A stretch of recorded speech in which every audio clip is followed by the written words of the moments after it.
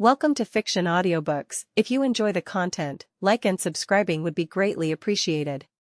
If you have any recommendations for novels, comment below. Please join my Patreon at https://www.patreon.com/fictionaudiobook. Chapter 95, Guilt. A few days before the first term's final exams. How are things with your classmate? Midoriya, was it? Aina asked, eating a sandwich in the limo. As it often happened, she had woken up late, missing her breakfast altogether. After the beating and screaming Luke had received a few weeks ago, he had given up on trying to wake up the young lady. Opposite them, Rikuya sat with a mean frown on his face, his eyes closed. That's all we were missing, weren't we? Rikuya had blasted the words on Luke's face when he had returned home on the eve of the sports festival.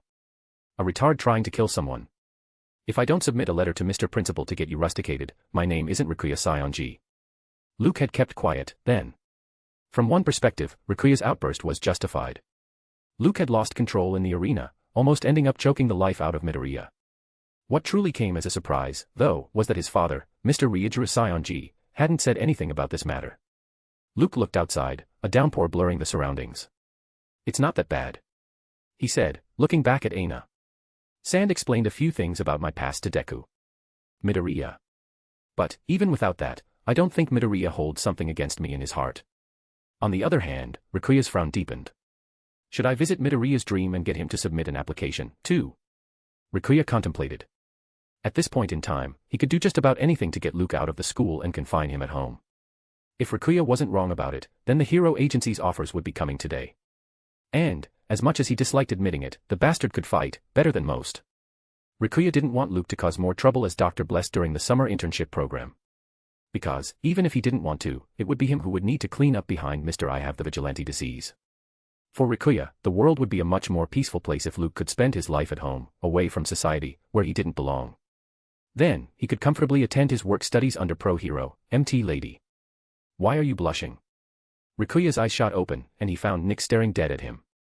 Go away, he said, trying to sound as mean as he could. You reek. A vein pulsed on Nix's head. I smell better than your mother. You. By the time Luke and Aina separated Nix and Rikuya, a few of her feathers stuck in his ears, they had already reached school. I talked to Sir Night Eye, Aina said, already sounding sorry. The three of them opened umbrellas and began walking toward the entrance. But. It's all right, Luke nodded. Let's catch up later. Okay. Pouting and sighing, Aina walked away, Rikuya disappearing right behind her. Luke. Midoriya walked up to Luke from behind. What's with that face? Luke asked, noticing the colors of frustration building up inside Midoriya. Luke and Miss Justice had already discussed what happened during the sports festival extensively. To their extreme surprise, Nix hadn't seen any blue spirit particles while using spirit vision on Midoriya. Nor had her danger intuition been triggered. However, in the very next moment, something had pulled her consciousness to Midoriya's conscious realm without her will. It was there that the vestige of Nana Shimura had caught her, refusing to let her go. Ever since then, they had been guessing what Yoichi Shimura, the original user of One for All, meant when he said he had the answers Luke was seeking. Did he know something bioalchemy that Luke didn't? Did he know something about All for One that Luke didn't? Or did he know something about singularity and conformity? Regardless of what the vestige meant, Luke knew if he wanted to progress further on this journey, then he would need to go back there and talk to them. Eventually. But, that would also mean awakening them further in Midoriya, accelerating his command over One for All. Not to mention, if that happened, and the vestiges began actively talking with Midoriya, then what if they told him something about Luke that he didn't want the boy to know? Keeping this all in mind, Luke had decided not to visit vestiges until he gained Midoriya's trust. That's why Luke had been taking advantage of the sudden friendship Midoriya was feeling toward him. Suddenly, the moment he thought like that, an avalanche of guilt drowned Luke's senses. Once again, Luke found himself manipulating, swindling, and befriending someone for his extremely selfish reasons. But the guilt wasn't because of that. It was because how easily these things came to Luke, as if he had been doing this all his life. If it wasn't for the clown's abilities, letting Luke control his expressions, Midoriya would have asked him the same question, perhaps. It's nothing. Midoriya replied, smiling wryly as he saw Luke smiling as well. People keep pointing at me in public. It felt good at first, but the UA Sports Festival had made everyone famous, especially students from 1A. Luke nodded in understanding. Luke. Midoriya. They looked over their shoulders and found Tenya charging toward them, wearing a raincoat. Run. We only have 5 minutes left to the first class. Ida shouted before disappearing. Did you hear about Tenya's brother? Midoriya asked. Luke narrowed his eyes, burying the guilt within. Hero killer, Stain. It was all over the news. Somewhere in the last week, a villain had attacked Tenya's older brother, pro-hero, Ingenium, almost killing him. Luke had no particular impression of this villain, though. When the boys entered the class, Luke could still feel the eyes full of confusion on him. Most of the students, who had always believed Luke to be the perfect textbook hero material, just couldn't relate him to the image of him trying to kill Midoriya. More than confusion, it was the suddenness of what had happened. Luke had already apologized to all of them, and even Midoriya had brushed it away, but things would take time to go back to normal, he knew. I don't know what's up with Ijiro and all, Toru said as Luke sat down. Bakugo almost killed me and Uraraka, too, you know. No one's saying anything to him. Get back to your seats. Eraserhead said, walking into the class. We have a special hero informatics class today, Aizawa said after a while, making everyone sit straight. Code names. You will be coming up with your hero names. Chapter 96, Hero Agency Offers. An excited wave of joy washed over the students as Aizawa finished his words. With the pressure of the final exams overwhelming their shoulders since the sports festival, this was perhaps the first moment of relief they were experiencing, if they were to ignore the thrill of suddenly gaining fame. Aizawa looked at the students meanly, shutting them up. This is related to the pro-hero drafts I mentioned before the sports festival, he told them. Generally, it begins in the second and third year earnestly as the pro-hero work studies program. But, as per UA's new policy, the pro-hero agencies can offer internships to excellent students as well, based on their overall performance during the sports festival. If you get selected as an intern today, it can help you secure a long-term work study later. Make no mistake, though. These interests shown by pro-heroes die quickly by graduation if you don't constantly meet their requirement. And the excitement melted away just like that. All students realized that the world of pro-heroes was as cruel as any other business out there. All right, Aizawa said, turning on the projector. Here are all the offers extended to your class. Then, one by one, names began showing up on the board. Shoto Todoroki. Katsuki Bakugo. Toru Hagakure. Momo Yaoyorozu. Fumikichi Tokoyami. Ijiro Kirishima. Denki Kaminari. Ochako Uraraka. Tenya Ida. Hanta Siro. The moment Luke eyed the names, he had to hold Nyx's beak, preventing her from cursing out loud. He had been having an ominous feeling about his father's silence. Now, as he sighed, looking at the list, Luke knew where his father took out his anger.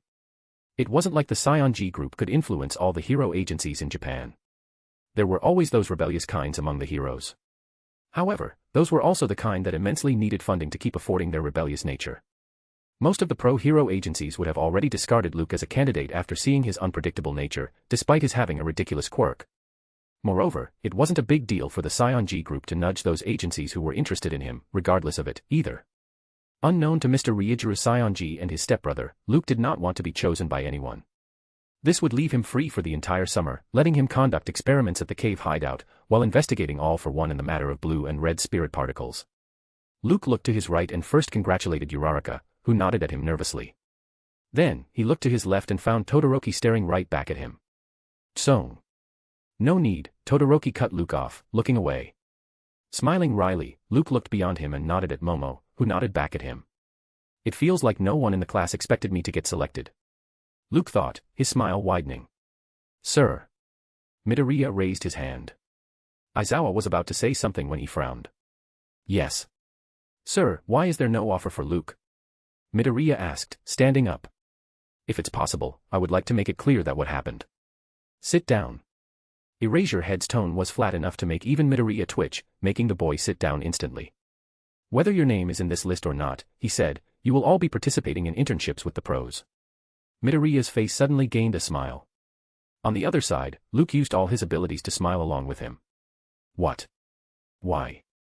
So take this hero naming seriously, even if they are temporary, Eraserhead said, because, if you don't. With a wham, the class's door threw open. Then you will have hell to pay later. It was R-rated hero, Midnight. A blush surfaced on many boys, Nyx licking her beak on Luke's shoulder.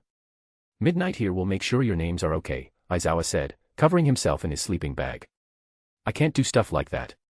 Your name. It would give you and others a concrete image of what you want to be like in the future. You must have heard of it, names and natures often agree. All Might, for example. Luke stared at the blank sheet of white paper, thinking of his name. Suddenly, he thought of something and smiled. His clown potion had digested more than Miss Justice had predicted in this time span, but it still wasn't as fast as the sequence 9s. Luke knew he would have a problem with this one, making it one of the reasons he chose it first among the 3 sequence 8s. So, whenever an opportunity presented itself to him now, Luke took advantage of it. All the students had just begun writing down their names when they saw Luke getting up, making them raise their brows. Midnight eyed Luke, showing no sign of her feelings regarding the sports festival incident. That was fast, she commented. Had you already thought of a name? Luke almost laughed. No. I got an idea, recently. Names and nature, you know. It just clicked to me. That made everyone curious, including Midnight. Even Nyx, who was writing down a hero name of her own, seated on Momo's table, looked at Luke oddly. Luke stood next to Midnight and looked at everyone. I know a few of you have been having mixed thoughts about what happened, he said. I have no excuse. All I can say is that I will work on what led me to lose my cool. At a glance, it didn't seem like anyone held anything against him. But Luke was a seer. One spirit vision was all it took for him to guess their inner thoughts. Meanwhile, Luke said, smiling, I will take advantage of my experience with Midoriya to give myself a name. Experience with Midoriya. All students looked between Midoriya and Luke, not knowing what was going on. And, suddenly, Luke let them see the name he had written on the white sheet of paper. It was Kaminari who laughed first.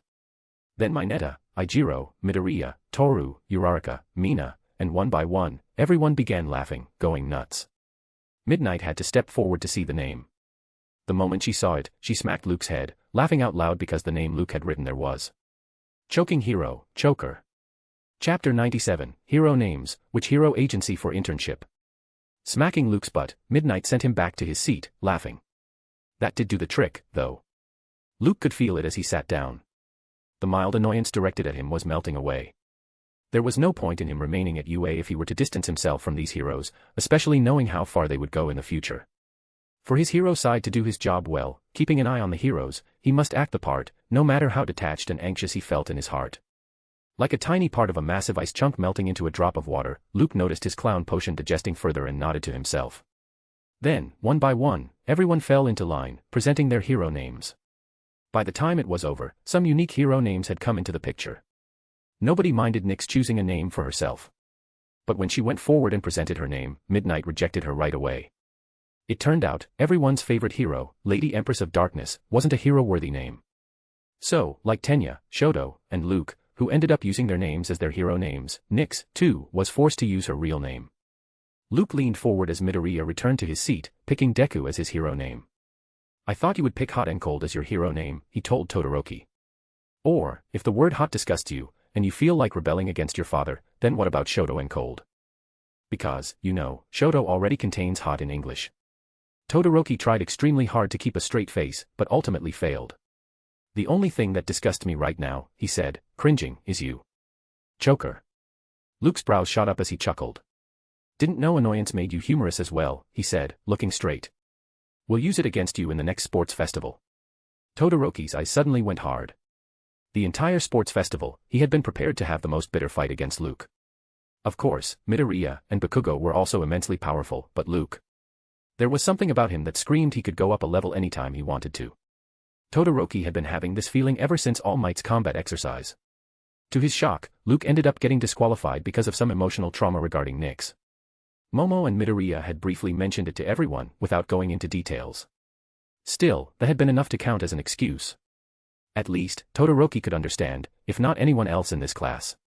Everyone thought they were children, and didn't know any better, without realizing there were children like him and Luke, too, who already carried scars of their own. All right, Eraserhead said, coming out of his sleeping bag. Now that everyone has decided their hero names, let's talk about internships. It will last for 2 weeks, right after the final exams. The next term will begin in the second week of August. So, you will still have 3 weeks of summer break. Those who didn't receive any offer, you need to choose one from the list of 40 hero agencies around the country that are part of UA's internship program. Think carefully before you choose. Yes, sir. Lunchtime. Uraraka and Toru ended up choosing Battle Hero, Gunhead's agency upon San's recommendation, as both of them had received an offer from them. Almost the entire lunchtime passed with students helping each other out in selecting an agency. On his seat, Luke and Nyx were staring at the list of the 40 agencies as well. Suddenly, Yuga Aoyama, who had selected Shining Hero, Can't Stop Twinkling as his hero name, walked up to him. The moment Luke saw him, his eyes narrowed. He had been expecting the boy to come to him ever since the sports festival. Luke looked around and noticed that no one in particular was near him to overhear them. Then, smiling a little, Luke looked up at Yuga casually as if they were going to chat about the same topic as well. There was a smile on Yuga's face, too, but his hands and legs were shaking. He would make an excellent clown, Luke suddenly realized, remembering how well the boy put up a clown-like appearance on him. Yuga mumbled something. "Speak up," Luke said, ignoring the fear in Yuga's voice. "No one's listening." Regardless of what he said, the image of Luke almost choking Midoriya to death kept flashing in Yuga's mind. They want to know your schedule, after final exams. The corner of Luke's mouth arched up. Finally. It was here. Luke had an idea that Tamura Shigaraki would again attack, but he didn't know when and where. Not to mention, he couldn't find him, either. So, the only way left to Luke was to make the villain come to him. I knew the speech would tick him, Luke thought. But at that time, Luke had already decided not to join any hero agency. He hadn't known that it was something mandatory. "I will tell you," Luke said after a while. He needed to think it well, lest people around him end up dying as collateral. "Keep me updated." Yuga nodded and walked away, a breath of relief escaping his throat. In the very next moment, Midoriya came to Luke. "Wanna join the same hero agency?" Luke stared into Midoriya's eyes, wondering if the vestiges could actively influence the boy's thoughts. He smiled. "Sure. Which one do you have in mind?" Bam. All the students jumped as the classroom door opened with a loud noise. It was All Might, with a weird, panicky expression on his face. His eyes circled the class and then reached the boys at the back. "Midoriya. Luke. Come with me." A bit shocked, as both boys followed All Might out of the class, Midoriya asked, "Is it related to?" All Might stopped in an empty corridor. "About you and Luke." "Not that. But, yes." He turned around, his blue eyes looking grave. "You too. Have an offer from a hero agency." Chapter 98, Dr. Blessed vs. Knuckle Duster, an equivalent exchange. Tokyo. Kazuho Hanayama took a relative, deserted street back home in the evening once again. Ever since her first meeting with Dr. Blessed and then her talk with Master, she had been having an awful feeling. It felt like the Narahata incident all over again, but on a much grander scale. As if the feeling wasn't nauseating enough, to top it off, she felt helpless. A quirkless girl, what could she even do? Kazuho bit her lips, looking up. The sky was the same to her. Over a week had passed, but that person never showed himself again. She had been returning late from college, too. But why hadn't he contacted her again? Where was he? "Where are you?" Kazuho mumbled, holding her purse tight. "We meet again, Miss Kazuho." The voice was like knives' edges scraping over each other, scaring the living breath out of Kazuho. Her head snapped up, and, standing under the alley's low light, flanked by tall walls on either side, was he. He still looked the same. A long, white coat. Black hair. Plain, but solid, black mask, with 2 holes for eyes, glowing red.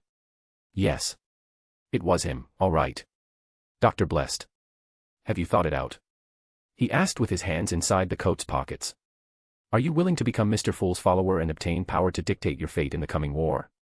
Kazuho stuttered. "I don't know about her," a thick, old voice entered their ears from behind Dr. Blessed. "But I would like to have a first-hand taste of this power, if you don't mind, kid." "I see." Dr. Blessed said, his tone holding an obvious tone of amusement.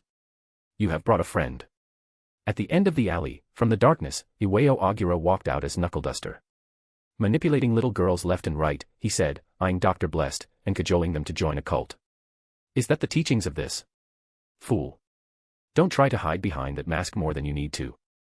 This ends here. You know why? Because I am here." Silence. First, they heard a chuckle. The laugh followed shortly after. "Ha ha ha."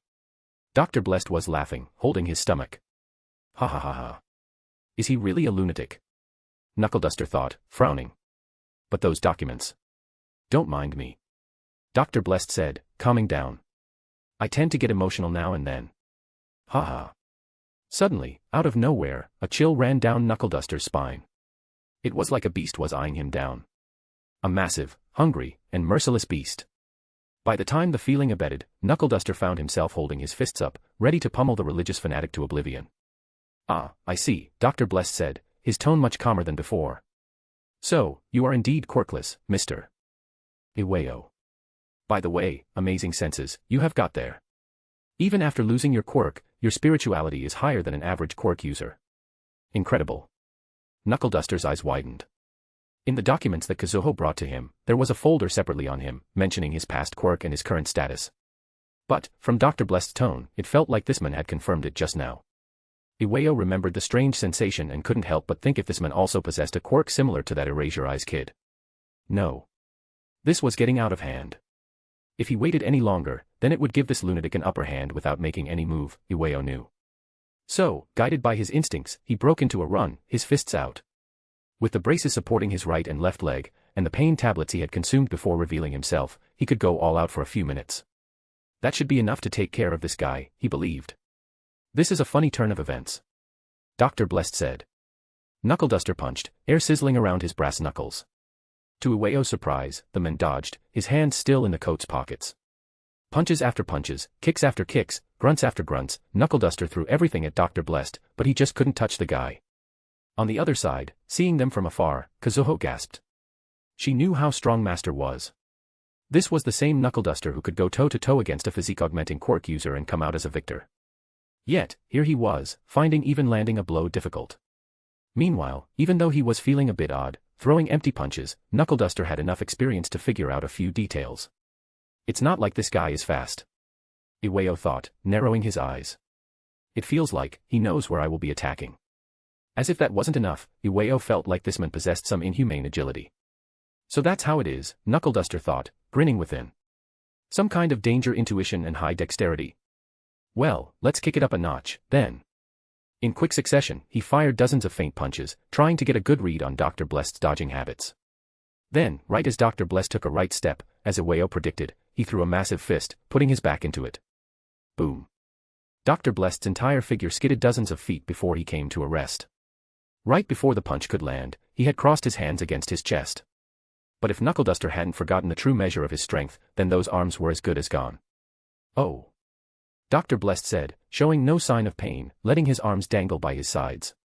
You broke my arms. Knuckleduster scoffed and took a step forward. So much for. Then, with a thud, he fell, his knees striking the earth. Master. Kazuho gasped. Iwao looked down and saw half a dozen tarot cards stuck deep into his braces, blood trickling down his legs. Squeak. Two enormous rats went past Iwao, squeaking loudly. As they climbed Dr. Blest's shoulders, he snapped his fingers. The entire alley lit up with a blue glow coming out of the rats' eyes. Then, with a muffled squelch, the rats exploded. To Iwao's great shock, Dr. Blest shook his arms, clenching and unclenching his fingers. He looked over his shoulder at Kazuho. This sky. Then he looked back at Iwao. These legs. I can heal them. I am not your enemy, Miss Kazuho, Mr. Iwao. But, yes. I am not doing it out of mercy, either. What I follow is the principle of equivalent exchange. I will give you a fighting chance, which, believe me, you will need. In return, all I ask is your faith. Praise be to Mr. Fool. Then, under Iwao and Kazuho's shaking gazes, Dr. Blest melted into blackness. An original image of Dr. Blest, using the rats to heal himself, is available. Chapter 99, First Term Ends, Potion Digested. July. Luke sat down at the table, the maid serving breakfast to him, a thick slab of meat. Poached eggs. Sautéed vegetables. To Luke's left, Nick slurped noodles in a very ladylike manner. In front of him, Rikuya put the mobile down as the maid served him grilled chicken and pasta. To Luke's right, Aina nibbled at her salmon salad, scrolling through the feed, reading her fans' comments. They want me to dress black today, Aina said. Do I look good in black, Luke? Luke nodded. Where are you going? Registrations for Provisional Hero License Exam, Aina said. You should enjoy your summer break this time.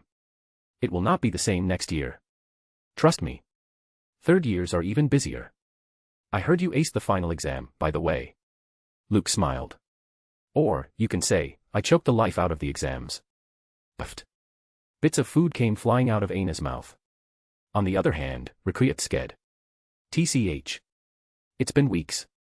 The joke's as old as the grandmother next to you, ruining my breakfast. Nick slurped another noodle and looked to her right. He's calling you a grandmother, Aina. I am calling you. Rikuya snapped as he saw his sister's gray eyes narrowing at him. Luke kept eating, ignoring Rikuya, Nix, and Aina as they began bickering. This was a pretty normal morning now for him. If there came a day when Rikuya and Nix didn't end up cursing at each other, then that would scare the life out of him. During the summer break, unlike Rikuya, Aina would be attending her provisional hero license exams. Meanwhile, Luke had his internship to deal with. In the first term's final exams, Sand and pro-hero, Ectoplasm, who could make clones of himself, took charge of the practical part. Each student had to deal with Ectoplasm's clones. Depending on how they put their quirks and what they learned from the combat exercises into practice, the students were awarded certain points.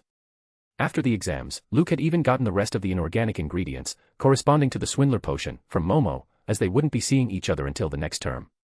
You still haven't told me which hero agency offered you an internship, Aina said after a while. I am not allowed to say, Luke said. All Might's orders. Aina raised her brows. Wow. Sounds so secretive. Maybe because even All Might felt shame, seeing who offered him an internship, Rikuya commented, getting up with a scowl. Can you just not say something mean for once? Aina snapped. Rikuya scoffed. Bet it's on some remote island, no. Luke suddenly had a feeling that Rikuya was literally asking him where his internship was. Was it his clown intuition? Or... No. That couldn't be right. He was thinking too much into it. It's in Tokyo, Luke replied, looking at Aina. Can't tell more than that. Ah, well, Aina pouted as Rikuya walked away. Anyway, I am just glad you will have something to do while I am busy. Cough. Nix choked on the noodle. I mean. Aina said, blushing, it can get boring. Okay. Okay. Need to go. Best of luck. And, if you feel someone's being mean to you, just drop me a text. I will take care of it. Luke smiled at that as Aina stood up. Will sure do, big sis. Tink. With a twitch on her mouth, Aina hurriedly picked up the plate that had fallen from the table and ran away. Packing. I need to pack. Luke frowned. What's wrong with her? Nix. Miss Justice. Odaiba. Tokyo. It was the 7th day for Cirque du Soleil, the world-famous circus, to be in Japan. People were storming in by thousands, lights and fireworks enlightening the mood, bringing smiles and joy to their faces. In one crowded corner, surrounded by dozens of children, was a clown, juggling balls. Every few seconds, he would add a ball, make it disappear, and then add random things in its place, making everyone laugh. When his performance ended, the crowd clapped for him. The clown took his hat off and bowed in acceptance. From somewhere, a raven flew down and landed on his shoulder, calling out the timing of the next performance after a break. A fat clown approached him hurriedly, then. Matilda told me you will not be coming tomorrow, he said in a thick, foreign accent. Will you truly not consider this again? I can get you more money. The clown shook his head. I have some important business to attend to. The fat clown seemed reluctant to take a no. This man had come to him a week ago, asking for a job. With the reputation of their circus, he had been all but rejected after giving him a chance to perform once. Surprisingly, the man was natural at it, the fat clown noticed, attracting a bigger crowd than even him. Taking a deep breath, the fat clown sighed. He took out a bundle of cash and handed it over to the man.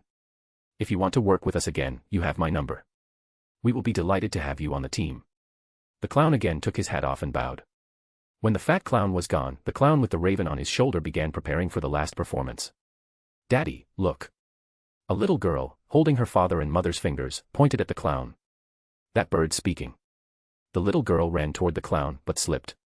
The father and mother came running as the girl began crying. The clown watched the three of them in silence, tears streaming down his face. Suddenly, he beamed as if there wasn't, and would ever be, a funnier moment than this in his life. He walked to the family and crouched next to the little girl. Then, reaching out, he tucked a stray lock of the girl's hair behind her ear. But when his hand returned, he was holding a shiny coin. The girl immediately stopped crying, her eyes widening with shock. Closing his fist around the coin, the clown blew on it. When he opened it again, there was a rose in place of the coin. Wow, the girl smiled, clapping. Giving her the rose, the clown ruffled her hair and stood up, the parents thanking him. And as the family walked away, the clown and the raven watched them, smiling at a fate that would never be theirs. An original image of Luke as clown at the end of the chapter is available. Chapter 100, Trickmaster. Dr. Bless stared at the mute Momo after another bout of intensive questioning and scared in frustration. After another last attempt, when the Momo he had captured during the USJ incident didn't show any sign of intelligence, he used a bat to confine it in a marble again before throwing it in his pocket. The black mask on his face melted away, then, becoming Nix. I told you we should have captured the other one, she cawed, pruning her feathers. That one had a mouth like a raven. Which, if you truly think, means that it was more intelligent than this dumb sack of hairless ball. Nix. Luke frowned at her. They had once again come to the cave hideout in the Akiyoshido cave system. However, from the last time, the entire dome-like cave had taken a much grander appearance. There was still an underground waterfall, a stream from the water pooling under it running through the entire cave, dividing it into 2 parts. However, unlike before, there were massive white, domed halls on either side of the stream. Not only that, the entire cave was well lit using a dedicated source of electricity. Suddenly, just as Luke and Nix were bickering, a massive thud announced itself behind them. Luke turned around and craned his neck up to look at the giant beast. It was an African elephant, with a distinct hint of intelligence. However, unlike the usual appearance of an elephant, this one looked like made of paper. Its skin had become wrinkly enough that even bones were visible. Its eyes were sunken and its flesh had all but dried up. Master, it said with the voice of an old man weighing hundreds of kilograms. It's ready. Luke looked at the elephant with the high-complexity intelligence quirk and felt conflicted. Ever since they had decided to turn this entire space into their hideout, Luke and Nix had been coming here to build many labs and halls for the same purpose. One way to carry on with this plan was to steal high-tech equipment from the blue site to fuel further experiments. However, that would become a major issue, with the entire Scion G group coming after him as well. Another way was to steal blueprints of the equipment, using a quirk, and then use blood creation to create the equipment and other objects from scratch. Luke, of course, couldn't keep using Nix for such a thing, given her tiny body. That's where lifeforms like this elephant came into the picture. Luke nodded at the elephant and walked to a domed lab that was at least 4 times the size of the others, occupying a third of the entire cave hideout. The moment Luke entered it, with the elephant following him, a cacophony of noises blasted his ears. There were more than 3 dozen animals of various sizes, each having their own space in a grand biome: deer, kangaroos, cheetahs, tigers, lions, jaguars, dogs, chimpanzees, vultures, etc. There was even a dedicated space for marine life. Basically, it was a mini zoo, as Nix dubbed it. Luke nodded. You have done well. The elephant smiled. Luke picked up on the oddity. Are you afraid? Do you hate me? The elephant crawled forward and sat down in front of Luke. No, and no, master, he replied, looking at all the animals. Everything before you found me feels like a blur, like a constant fog trying to cloud my vision. I remember what it felt, not to have this feeling. A part of me wants to go back. A part of me wants to carry on that life. I won't lie to you, or to myself, about this. But, this gift, of the ability to think, is grander than my existence. I wish you could complete your research in my lifetime. I wanted to see it come true, the future you showed me. Alas. Perhaps, that's why you chose an old animal like me, just on the brink of my natural death. So, no. No, I don't hate you, master. Now. I just want to rest. With that, the giant elephant closed his eyes. Luke smiled, the corners of his lips arching up to his ears. He remembered the tree's last words just after Nomu's punch had obliterated it months ago to save Tamura near UA. Now, he had an idea what that tree must have been feeling. Taking a deep breath, Luke nodded at the corpse. Then he looked at the several animals. Let's make sure that no one dies with an intelligence quirk anymore. Luke said, Nix nodding along with him. That's what the research labs were for here, to isolate the intelligence quirk and make them permanent without compromising a lifeform's existing spirit points. Feeling a strange isolation among this chaotic atmosphere, Luke found himself becoming calmer than ever. It was time. Yes. You can consume the next potion, Luke. Also, I need to tell you something. Yes. Luke asked. What is it, Miss Justice? You must remember that consuming potions of the 3 pathways is as good as begging for death, or worse, in normal circumstances. If you didn't have me, then you would have certainly mutated right after consuming your second potion. However, with higher sequences, it will become difficult even for me to keep you intact. So, when you visited Mr. Fool, he upgraded me to counter this from sequence 8 onwards. What do you mean? Luke asked. You will know after consuming the potion. Go ahead. A bit puzzled, Luke took out a vial of potion, containing a vibrant, colorful liquid resembling poisonous mushrooms, and consumed it. He felt like hundreds of bulbous, rectangular creatures were trying to come out of his skin. More than anything, it was like his skin was a door and someone was knocking on it from inside. The moment Luke acutely comprehended the strangeness of the feeling, it disappeared, leaving behind a bitter aftertaste. It was over. Now, he was a trickmaster. And, to Luke's shock, only a trickmaster. An original image of the scene showing Luke and Nix and the elephant is available. Chapter 101, New Rules, Sequence Switching. Rewind, cogitation is focusing on an image/object, taking control of your spirituality. Luke stumbled out of the mini-zoo, holding his head. It felt like something was holding him back, and for good reason. Despite that, there was a distinct annoyance within him. An annoyance that terrified Luke beyond measure. He felt angry. Oi. What's wrong with you? Nyx asked, his red pupils gaining a redder tinge as she used spirit vision. Your spirit particles are acting like drunk men, not knowing where to put it. What's happening, Miss Justice? Luke asked, barely hearing what Nyx was saying. This is. Yes. You are losing control. Wait. Let me placate you. An extremely slow, but soothing sensation pervaded Luke's mind suddenly. It was much less potent than cogitation, but it was better targeted, calming his nerves. By the time it ended, the anger brought about by the annoyance had all but abated, leaving behind a feeling of being held back. Suddenly, as Luke looked within, the potion let him know about a trickmaster's abilities, and he found why he was feeling so odd. Luke wasn't just a trickmaster. He was only a trickmaster. That's the only way we can prevent you from mutating, Luke. As of this moment, you are only a trickmaster, not a clown or marauder, i.e., you have the mystical abilities from one pathway only. Luke looked at himself, gobsmacked. He had known that Mr. Fool had upgraded the system after his last visit to the Grey Castle. Moreover, Miss Justice herself had told him that things would be changing as he progressed to counter the adverse effects of drinking potions from different pathways. But to his powers altogether. No. Wait. Luke suddenly found an incredible discrepancy in Miss Justice's words. He clenched and unclenched his fingers, jumped on his toes, and threw a few punches. It was still there, Luke realized. The enhanced stamina granted by Marauder Potion and the inhumane dexterity and sense of balance by Clown Potion were still accessible. The powers granted by a potion can be divided into two categories. One is permanent, both physically and spiritually, with no need of further spirit or stamina points consumption. Like enhanced strength, stamina, dexterity, etc. Second is trigger, which would actively consume your stamina and spirit points. Like divination, danger intuition, door opening, etc. Even as you are now, you can still access all the permanent powers brought about by the sequence potions. However, to prevent yourself from instantly breaking down into a monster, you must limit yourself from accessing the trigger powers with a cooldown. Cooldown. Luke frowned. The moment he thought of the word, he felt like he could jump from being a trickmaster to a marauder. Following this feeling, Luke nudged his spirit particles. Seeing from the side, and still using spirit vision, Nyx gasped. Whoa. Now they feel like they are in heat.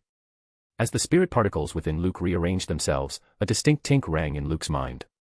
It was like the strike of the clock's long, metallic hand, completing an hour. Instantly, Luke saw a cooldown timer in front of his eyes. Cooldown timer, 2 seconds. For 2 seconds, the long hand of the clock remained in the same place. Using his spirituality, Luke willed his spirit particles to rearrange, but utterly failed. But the moment those 2 seconds were over, the clock began moving again, and, following Luke's urge, the spirit particles moved. Now, he was a clown. The cooldown timer reappeared in front of Luke's eyes. Then, after 2 seconds, he jumped from being a clown to trickmaster. Luke hurriedly told Nyx what he was doing, stopping her from continuing to use spirit vision like an idiot. How is it? Not bad, Luke admitted. I can get used to it, I guess. 2 seconds aren't much. Good. Phew. Even if you feel a touch odd, it's for your own well-being, Luke. The cooldown timer will remain the same at a particular sequence, but, as you must have guessed, it will also increase with every next sequence. So, you will need to be more strategic about confrontations. Just like how you goaded that man into breaking your arms to show off regeneration. Luke nodded, remembering Knuckleduster. He had known that he couldn't beat Knuckleduster in a one-on-one fight, despite his enhanced physique. Also, using bioalchemy to defeat him would have defeated the purpose. So, to catch Knuckleduster's eyes, he first blatantly showed him danger intuition, combining it with high agility, and then used bioalchemy to hammer the nail. So, can I become a clown now? Nyx asked. I have already thought of the acting method. Luke's lips twitched. You haven't even digested Seer Potion, yet. And I need to be at Sequence 7 for you to gain a Sequence 8 potion. Nyx knew all that, of course, but she was just frustrated by constantly losing her powers. In the last few weeks, she had already prayed to Mr. Fool 3 times to get back her powers. Her head banging in her tiny skull because of constant use of spirit vision, Nyx cawed, entertain me. You are good for nothing else, anyway. Show me some cool tricks. Ignoring the jab, Luke first brought out his stats. Blessed stats. Quirk, Bioalchemy. Stats. Spirit. Stamina. Around 16 points of increment in spirit points. Luke noticed. Let's see what a trick master can do, then. Luke waved his hand and, gradually, a fog covered him and Nyx within a 7 to 8 meter range. It was the fog ability. Then, using the gas transfer ability, Luke played around with the fog, sending it from one place to another. This can be. Nyx was saying something when, suddenly, a black curtain materialized in front of Luke out of nowhere, leaving her mouth open. When the curtain disappeared, Luke had vanished as well. With the surrounding fog, she couldn't see where he was anymore. Luke. Here. Nyx snapped her head right, but then a bright flash blinded her eyes. No. I am here. Blinking several times, Nyx was about to look to her left when a loud noise behind her made her jump. The moment her claws touched the ground, though, she tumbled as if the rocks were coated with grease. As if that wasn't enough, a ray of blueness hit her, freezing her feathers. Luke reappeared in her vision, laughing. We are getting better and better at running away. An original image Luke testing out Trickster's abilities is available. Chapter 102, Internship starts, 2 pro heroes. The next day. Luke and Midoriya, dressed in their UA school uniforms and holding their suitcases, arrived at a derelict building. They looked at each other and knocked on the door. But the door opened by itself with their lightest touch. I am telling you, old man, a high-pitched, female voice bombarded their ears. I almost kicked one to death. If it wasn't for you, I would have already found another one.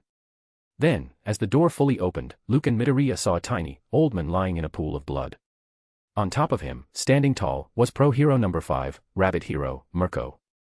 The moment she saw the boys standing there, Mirko grinned. Oh, shit. Luke's eyes hardened as his danger intuition triggered. Next to him, Midoriya's entire face went purple, finding himself at a murder scene. So, I was right. Mirko said, reading Luke's face. You do have some kind of danger sense. Natural, aren't ya? You killed him. Midoriya stuttered. Suddenly, to both Luke and Midoriya's surprise, the old man craned his neck up to look at them. First, he looked at the short boy, fumbling with a mobile in his hand. Then, he looked at the blonde one. Tashinori, he cried cheerfully. Mirko's brows twitched. Stupid, old man. She said, planting her feet on the old man's head. Can't you see they are children? Shaking, the old man finally stood up. Then, he looked up at Mirko. Mirko. Who are you? The old man asked. After a while, when Mirko was done kicking the old man's spine straight, she let Luke and Midoriya come in. Hello, Luke said, looking at the pro heroes. I am Renji Sionji. You call me Luke. Izuku Midoriya. Midoriya said, still feeling weird about it all. They were here to get stronger. But, seeing the nonchalant atmosphere, both boys doubted the seriousness All Might had shown while introducing the internship to them. It turned out, both Luke and Midoriya had been offered an internship by a retired pro hero, who had come out of retirement upon All Might's wishes to investigate the Jakku incident. This retired pro hero was All Might's mentor and a UA teacher as well for a year. All Might had also mentioned that one more pro hero was assisting the investigation.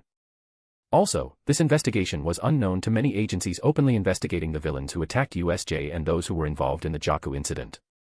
Luke and Midoriya were needed to intern under these pro heroes for 2 weeks as part of their summer internship. Hearing that, both boys had realized the reason behind the secrecy and seriousness of the situation. However, what they had been hoping to see, and what they were actually seeing, turned out to be a letdown. Luke, at least, had seen Mirko fight. He knew how insanely strong she was as a pro hero. However, he had no impression of this other pro hero, Gran Torino. The more he thought about it, the more he felt like he could be doing something better. Surprisingly, Midoriya was thinking the same, despite knowing the rabbit hero standing in front of him. Mirko smacked the back of Gran Torino's head. You seeing this? She asked, smiling. They are looking down on us. Luke and Midoriya's mouths twitched. To their immense shock, the same old man who had been stuttering and shaking slammed his walking stick with a thud, his eyes holding amusement. Is that so? How about we put them to the test, then? Mirko cracked her knuckles, grinning wider than the old man. Luke and Midoriya found themselves in a vast gym-like hall in a building's basement, both boys wearing their costumes. New? Luke asked, seeing Midoriya's get-up. Deku nodded, smiling ruefully. The last one became messy. His fight with Todoroki had ended up not only injuring Midoriya himself, but had also shredded his hero costume. Where's Nyx? Midoriya asked. Luke rolled his eyes. She's having a headache. Steps rang suddenly, echoing in the mostly empty hall. Mirko and Gran Torino approached the boys from 2 different directions. We saw you fighting in the sports festival, Mirko said, licking her lips. You, blonde one. Good. Be a man and stop depending on a bird. TCH. And, if you end up killing this old man while sparring, I will help you bury his body. So. Don't hold back. Or. Haha. Why's my danger intuition going haywire? Luke asked himself, seeing Mirko laughing at him, making jokes. She's a pro hero. No way she would actually kill me. Unless she is possessed by. Or, is she already a pawn in the game? Luke had no idea about Mirko's personality. Midoriya had, knowing it well through the research he had done on her. So, when she said don't hold back, he knew she meant it. On the other side, Gran Torino tapped his walking stick. Are you the one Toshinori mentioned to me? He asked, looking at Midoriya. Fire one at me. You know. That punch. These two, Luke thought, frowning. Midoriya finished Luke's thought. Are crazy. Boom. From one side, Mirko boomed out of existence, becoming a white blur. From the other side, Gran Torino shot through the air, using his jet quirk. He could release jets of air through the soles of his feet, propelling himself to insane speeds. Luke and Midoriya's heads snapped left and right, their backs pressed against each other. However, despite having a clown's danger intuition, Luke found himself incapable of pinpointing the location of the incoming attack. Suddenly, out of nowhere, a massive foot appeared in his vision. Luke ducked and found the underside of Torino's right foot against his face. With a muffled blast, Luke was thrown up in the air, his teeth clenched tight as he tried to regain control. Behind him, Torino's feet tripped Midoriya.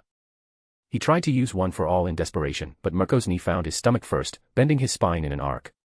Then, as if they had never existed there, both Torino and Mirko blurred out of existence. The next time he reappeared, Torino was above Luke, who was still midair, unable to do anything. The old man's feet landed on Luke's stomach, hissing out air. Mirko reappeared on the ground, almost lying flat under Midoriya.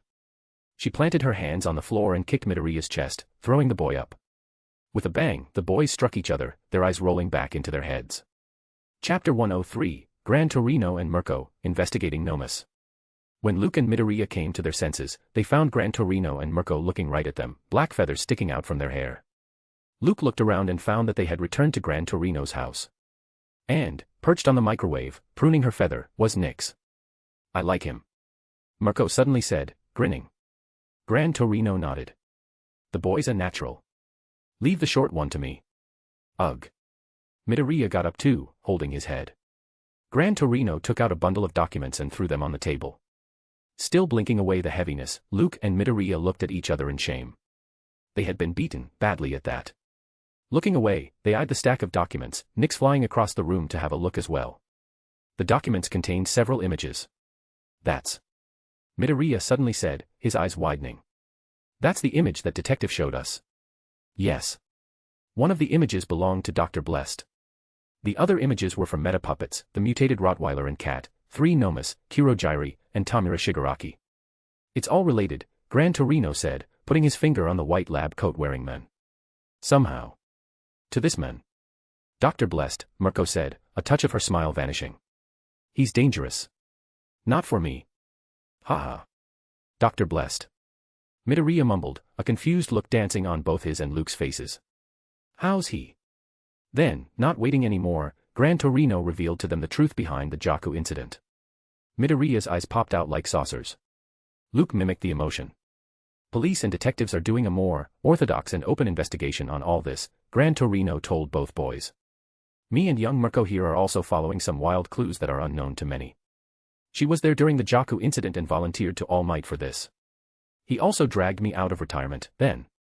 Of course, Gran Torino didn't tell the boys that it was because of All for One that he accepted All Might's request. What's the latest clue you have, sir? Luke asked. Gran Torino's eyes narrowed. Toshinori was right. This boy's too serious and practical. Young Midoriya is still processing the info, but this one is ready to jump into action. Hero Killer Stain, Mirko said. Tenya's face flashed by Luke and Midoriya's minds, their eyes snapping up. I read about him, Midoriya said, hesitatingly. Hero Killer Stain has been active long before the Jakku incident. There can't be. Mirko flicked her wrist and threw another photograph on the table. This time, Luke's eyes popped out, despite him being a clown at this moment. First, the photograph wasn't an ordinary one, but a Polaroid. Second, it showed hero killer Stain at the very top of a building, holding his swords and facing. Dr. Blessed. Luke wouldn't have let his expressions get the better of him, knowing that someone could have faked his persona. However, nobody knew him using a full mask with only 2 eye holes, yet, other than Kazuho and Ueo. And the Polaroid showed his current getup, not of the past. It didn't take more than a few seconds for Luke to realize what he was looking at. It was a scene from the future.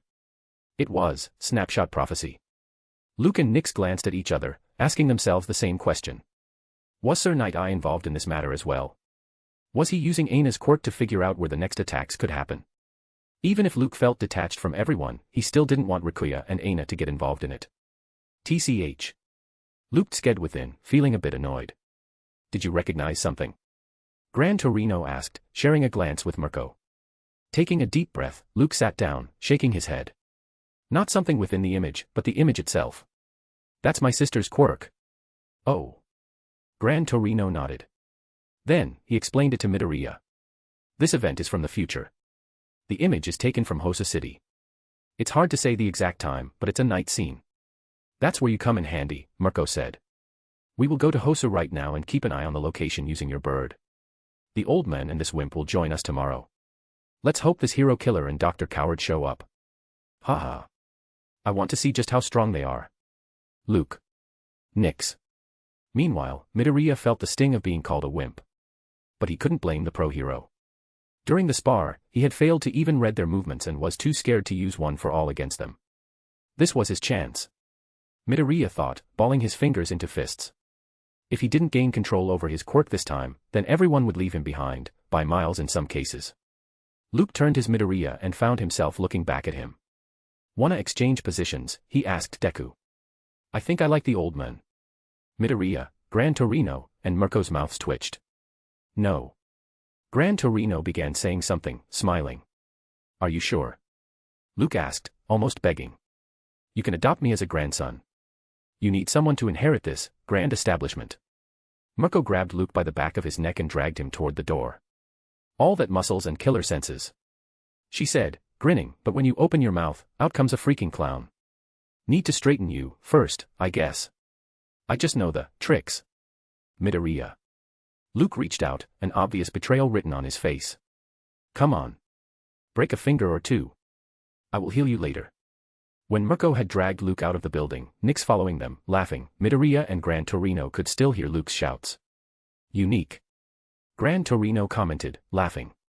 Yeah. Midoriya scratched his cheek, smiling ruefully. So, Izuku Midoriya, the 9th user of One for All. Gran Torino said. Midoriya's face suddenly gained a grave expression. He knew, being All Might's teacher, that this old man must know about One for All. Is it happening? Midoriya thought, a graveness settling on his face. Is that why he chose me instead of Luke? Is he going to train me to control One for All with some personalized training? I bought some frozen food, Gran Torino said, laughing like a child, pointing at the oven.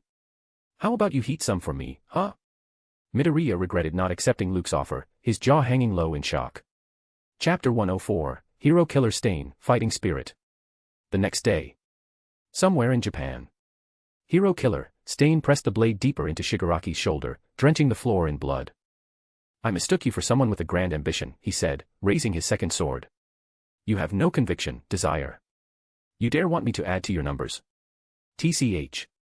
That's why it turned out like this. Stain had been eyeing his next prey when Tamura Shigaraki and Kurojairi had approached him, bringing him to their hideout. With Stain's infamous deeds and reputation, and given his solid and practical abilities, he would have made an excellent member of the League of Villains. However, they couldn't have been any more wrong about this. They had talked only for a few moments when the brawl broke out. Standing true to his reputation, Stain took Kurojairi with a swift cut on the villain's arm, preventing the latter from using Warp Gate. Unknown to many, Stain had the quirk, Blood Curdle, that allowed him to paralyze his target upon tasting a sample of their blood. And nothing angered him more than pretentious heroes and villains who dangled their powers around like toys, staining the world's peace. For Stain, it was his duty to purge the world of these stains. Stain brought down his second sword near Shigaraki's throat, almost slicing the hand covering the villain's face. Shigaraki's eyes twisted in madness. He grabbed the sword, staring at Stain. Oi. Not this hand. I will kill you. Then, under the shocked gaze of the hero killer, the entire sword decayed, crumbling as the rust too over. Stain instantly backed away, taking out his blade from Shigaraki's sword, his eyes narrowing. Conviction. Ambition. Desire. Shigaraki stood up, drops of blood dripping from his right hand. I have all of them in one name, All Might. This world is broken. And what stands between me and turning it right is the symbol of peace. I want to create a world where trash like him will never be worshipped. Ha. Stain seemed too stunned to speak, but only for a moment. Slowly, a maniacal grin surfaced on his bandaged face. So that's who you are, he said. People show their true colors just before dying. You are no different. I do agree with one thing, this world needs a restart. For that, the present must be destroyed. Stop hiding behind those bandages, Shigaraki said, stepping forward. You just want to kill me. Stain's smile vanished. This was as pointless as I'd imagined it to be, he told them. Now return me to Hosu. I have unfinished business there. Kurojiiri and Shigaraki watched as Stain disappeared in the warp gate. Master, Shigaraki said, looking at the screen behind him. Can I kill him? All pawns are disposable for you, Shigaraki, all for one's voice reached their ears. But only after they have played their moves on the board. For now, if you want to kill something, then I have some good news for you. Shigaraki's eyes suddenly gained a bloodthirsty look. You mean?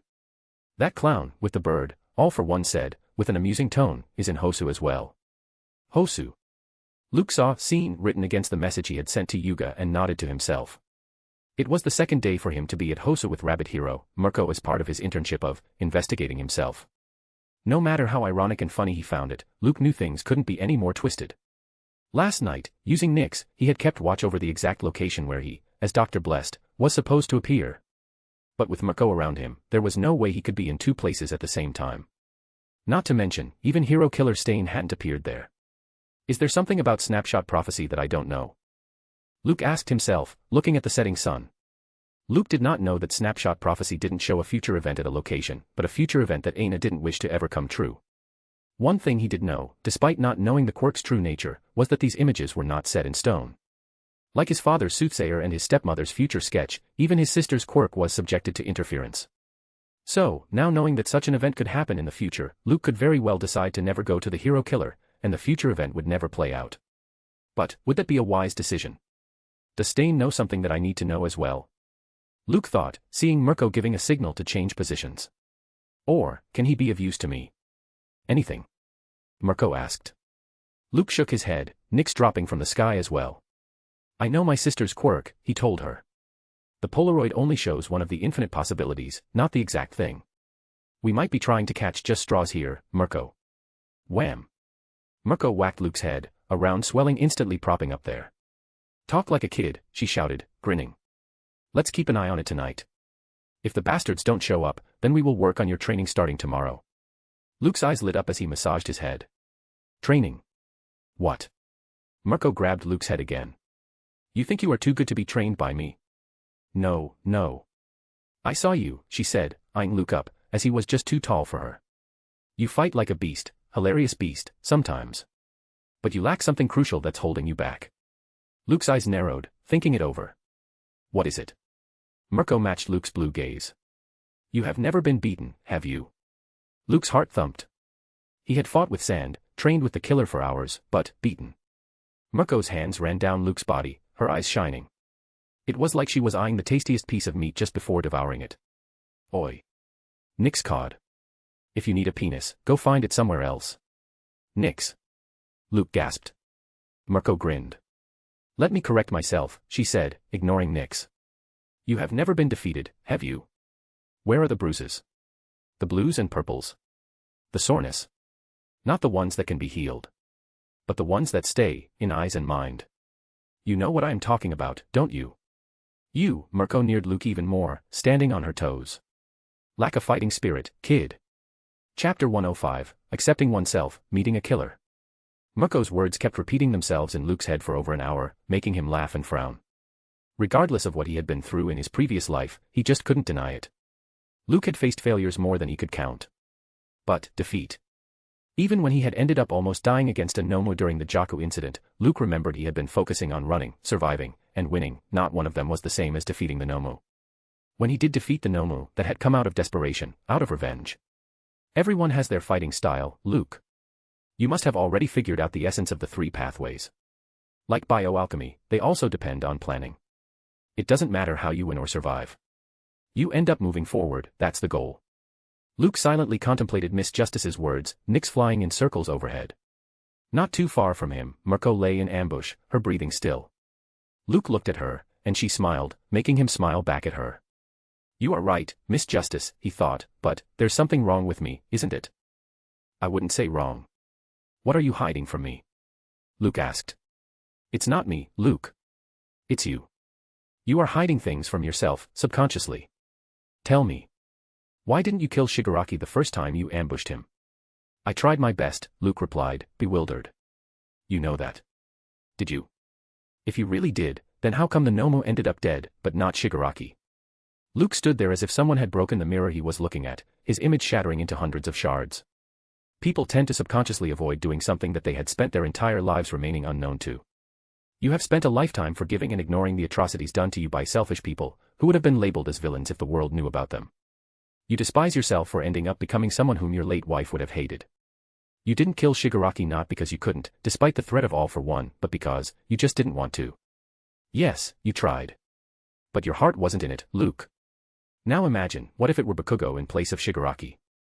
What if Bakugo hadn't been a child and a hero, but a villain and all for one's next successor? Luke stood there rooted, his eyes losing focus. What Mirko saw within you, or sensed within you, was hesitation. The fighting spirit isn't just about getting beaten blue or black, but winning over your internal struggles, too. Just like the way you keep hiding your face more and more as Dr. Blessed, because you fear Momo's ghost would see you becoming a villain. For a long time, Luke stood there, looking up at the sky blurring in front of him.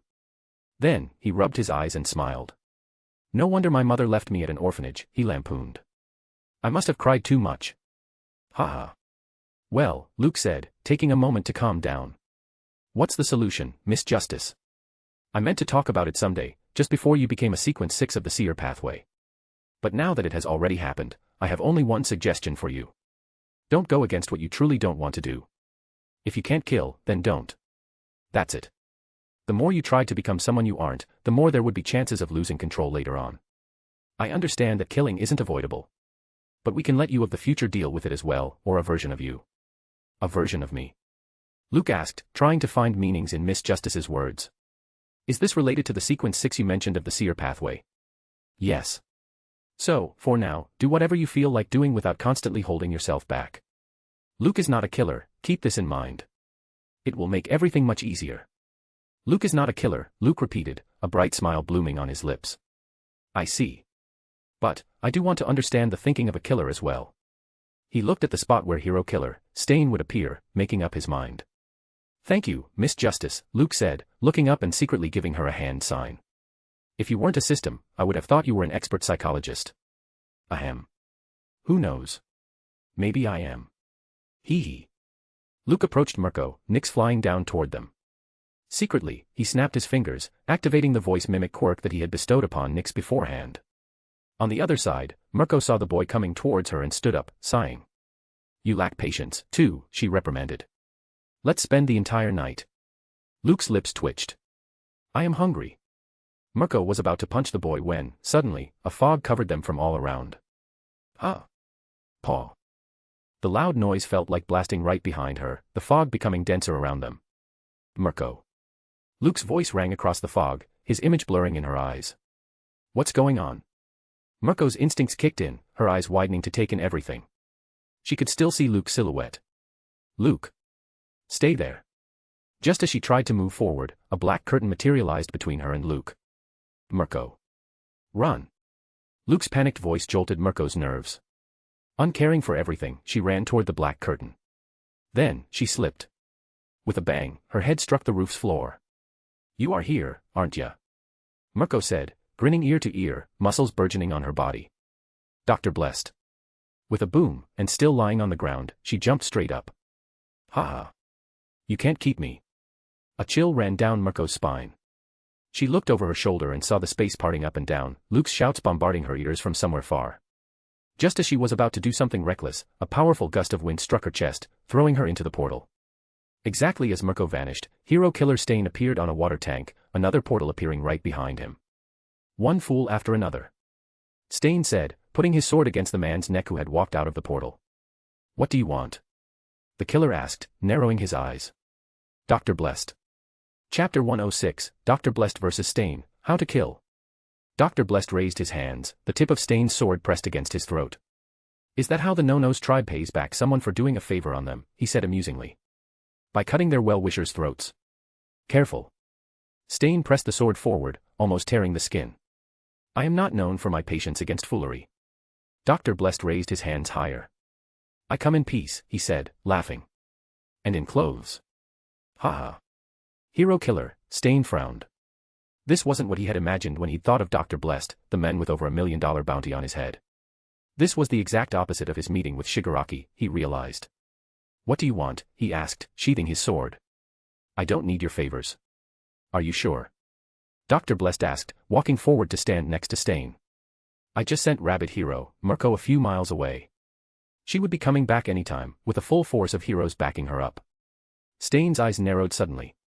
"What do you want?" he asked for the last time. Dr. Blessed looked up as the night crept over the sky. "Why do you kill?"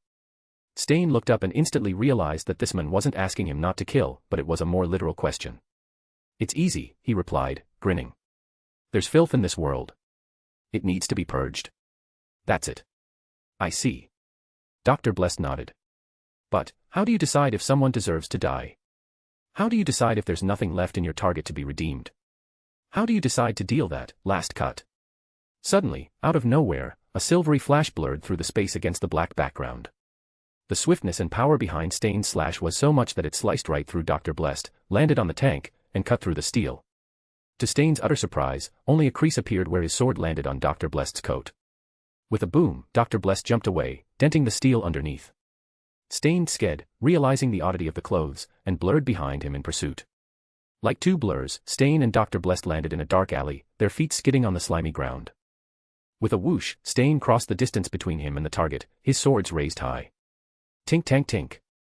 Slashes after slashes were hurled, but Dr. Blessed kept parrying them away with the back of his hands. Stain changed strategy and, in between another series of slashes, he threw two daggers. Once again, defying all logic, Dr. Blessed spun in between slashes and daggers midair as if he didn't have any bones in his body. Then, he spun on his left foot and kicked, his steel-layered boot landing right on Stain's chest.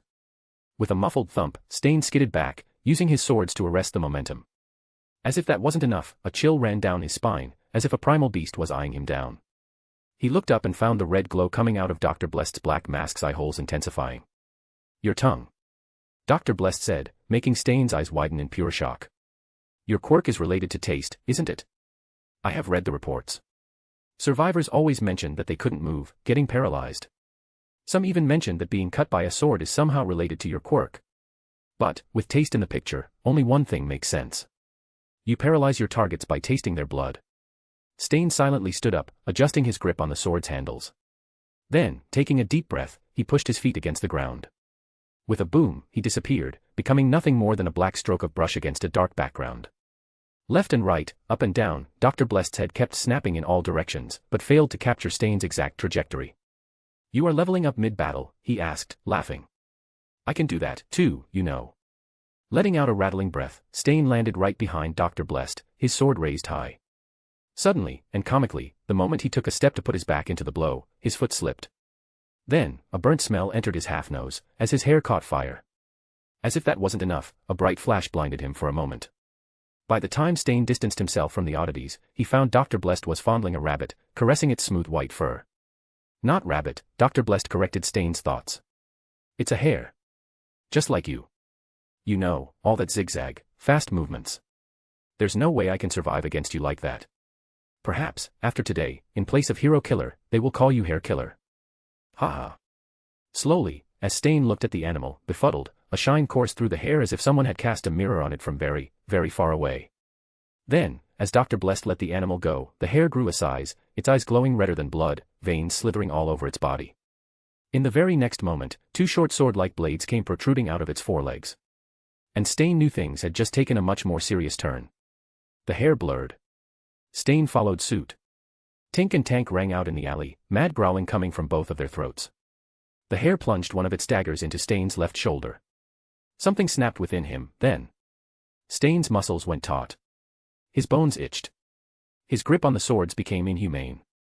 Going beyond, tearing his own muscles, and biting through the pain, Stain appeared right behind the hair. One beautiful stroke of the blade sliced the animal in half. Then, with a bloody squelch, the hair exploded. Huffing and puffing, his vision darkening, Stain slowly turned around. Dr. Blessed, recording everything with a mobile, was already caressing another hair. Ha ha ha.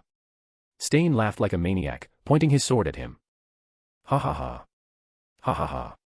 Tell me, then. Have you decided to deal that last cut? Dr. Blessed's hand paused over the animal. Stain let out a bloody smile. Conviction.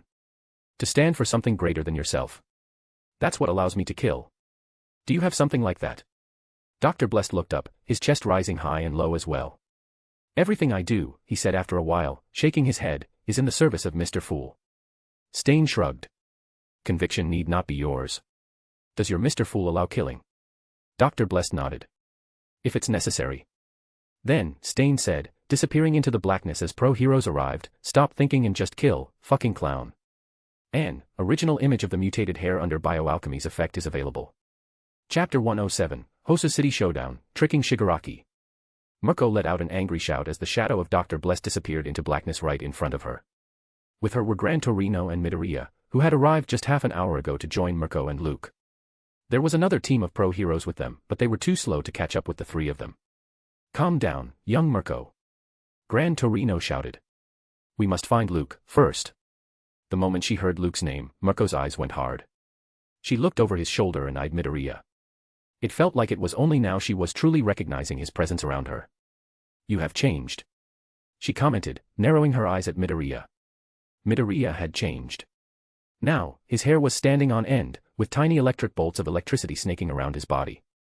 With Gran Torino's help, Midoriya had found a way to control One for All somehow. Instead of condensing One for All's power in only one part of his body, he had learned to keep only a percentage of it activated in his entire body. With this, he could prevent himself from losing hands every time he used his quirk, giving him much more flexibility instead. Of course, the power he could bring out with this percentage wasn't as great as full One for All's usage. Did he kidnap Luke? Midoriya asked, his eyes gaining an extremely hard look. Mirko shook her head. There was no way to confirm if Dr. Blessed had kidnapped Luke or not, but from what she had seen and analyzed about this man, he wouldn't. Boom. Bam. A series of loud explosions rocked the ground beneath them, fiery, mushroom clouds brightening the dark sky overhead. Just what was happening? Do they really think I will let them live after mocking or stabbing me? Shigaraki mumbled, grinning ear to ear. If I want to kill, I will just kill. That's all. Shigaraki and Kurojairi were standing on a roof in Hosa City, eyeing the explosions taking place around them. Just now, they had released a Nomu of each lower, middle, and upper tier, creating chaos. Of course, their true purpose was to obliterate Luke the moment they laid their eyes upon him. Laughing, stretching out his hands, Shigaraki laughed, I will. Boom. Both Shigaraki and Kurojairi frowned. What was that? Boom. The two villains looked around, their feet shuffling. Boom. Tearing through the roof, blasting concrete in all directions, a massive, monstrous creature came flying out. As it hovered in the air momentarily in front of Shigaraki and Kurojairi, they suddenly realized that they alone weren't hunting someone in the city. Someone was hunting them, too. The beast looked like a rabbit with a human-like appearance. Its legs were incredibly thin, but still looked like those of a rabbit. Its torso, though, looked nothing like a man or beast, but like an abomination. It was too muscular, as if it belonged to an 8-foot-tall giant. Its right arm was bigger than its entire body, but its left arm still looked like a rabbit's, tiny, unimpressive. The same was true for its head, too. The abomination's entire head was tiny, still looking like a rabbit's, but its brain was exposed, and its eyes were like two glaring, red footballs resting on its skull. All in all, the thing looked more like a Nomu than the actual Nomu itself. The moment this abomination lifted its right arm and slammed at the water tank where Shigaraki and Kurojairi were standing, they knew who had found them. Dr. Blessed. Shigaraki screamed out the name like a curse. Then, the fist landed on the water tank before Kurojairi could create a warp gate, blasting the steel under their feet to smithereens. Boom. Shigaraki was thrown so far that he landed on the roof of a different building, coughing out blood. Meanwhile, a steel shard had punctured Kurojairi's thigh, and the blast had thrown him off the building. Biting through the pain, he used his quirk midair, preventing himself from meeting a worse fate. Shigaraki. Kurojairi shouted, appearing behind Shigaraki, who was standing up, shaking. No. Don't engage. With a thud, the abomination landed on the building, rocks flying off under its feet. Then, slowly, it began walking toward them, dragging its massive right arm on the roof, saliva dripping off its tiny mouth. Kurogyri reached out to grab Shigaraki and run. They weren't prepared to take on Dr. Blessed, yet. Their master had warned them to contact him first whenever Dr. Blessed appeared, instead of, "I will kill you." Shigaraki screamed and dashed toward the abomination. Suddenly, before Shigaraki's finger could even touch the abomination, it exploded with a bloody squelch. Blood, flesh, and pus rained down on Shigaraki and Kurogyri, rooting them to their spots. Click click click. Drenched in bloody filth, Kurogyri and Shigaraki looked to their left. On the roof of the same building, on another water tank, Dr. Blessed was taking photos, his white lab coat flapping in the high wind. Then, he put his right hand on his chest and bowed at the two before melting into a darkness behind him. Kurogyri stepped toward a befuddled and murderous Shigaraki. "He tricked us," he said, eyeing the spot where Dr. Blessed had disappeared. Shigaraki looked at Kurogyri through the blood, a rage he had never known coursing in his veins. Kurogyri pointed at the spot where the abomination had exploded. "He must have taken many photos of it as it fought us," he explained to Shigaraki, pain stabbing through his thigh. "If I am not guessing it wrong, then he purportedly mutated the animal to resemble a Momo. Combined with the previous cases, and today's attack, what do you think would happen?" Shigaraki scratched his neck, his fingers slipping on the blood. "They would think that the meta-puppets were our experiments, and they were prone to lose control." "Yes." Kurogyri nodded, confirming they had been outsmarted. "Dr. Blessed just used us to cover his tracks." An image of the fake Momo rabbit is available. Chapter 108, A Busy Trickmaster, Endeavor and Gran Torino. 1. Rewind. Yuga Aoyama is all for one spy in Class 1A. Meta Puppets is the one where Luke first used advanced mutated animals to create chaos during Momo's birthday. Luke stood at the top of a tower, his white greatcoat flapping like a banner around him. He eyed the chaos taking over the burning city and silently nodded to himself, Nyx resting on his shoulder. Mirko had told him that they had called several pro-heroes to Hosa City, who would be waiting at key locations if things went south. Dr. Blessed's presence also meant that Nomus could appear in the city as well. Ever since the Jakku incident, and then later the USJ incident, All Might, police, and the Hero Public Safety Commission had been relating Dr. Blessed's existence to the villains behind Nomus and the Meta Puppets. So, without compromising with the future event, Dr. Blessed and Stain's meeting, the heroes were diligently waiting for the night to be over, readying themselves to handle the worst. And, in all this, Luke found a chance to do many things, taking advantage of the chaos. First, he needed to make sure that no one would relate Meta Puppets to Luke. So, he took several photos of the mutated hare, whom he had carefully mutated to look like a Momo, as it fought Shigaraki and Kurogyri. With this, he could pin the Meta Puppets incident on them as well. Of course, this hadn't been his goal in the beginning. However, after his talk with Miss Justice, and then later the lesson that he learned from Stain, Luke had come to terms with himself. There was no point in killing Shigaraki, or anyone, right now. He would let the future him handle all such nuisances. That's where the second point came in. Luke needed to digest his potion. A trickmaster's essence didn't just lie in using tricks daily, as he had found out.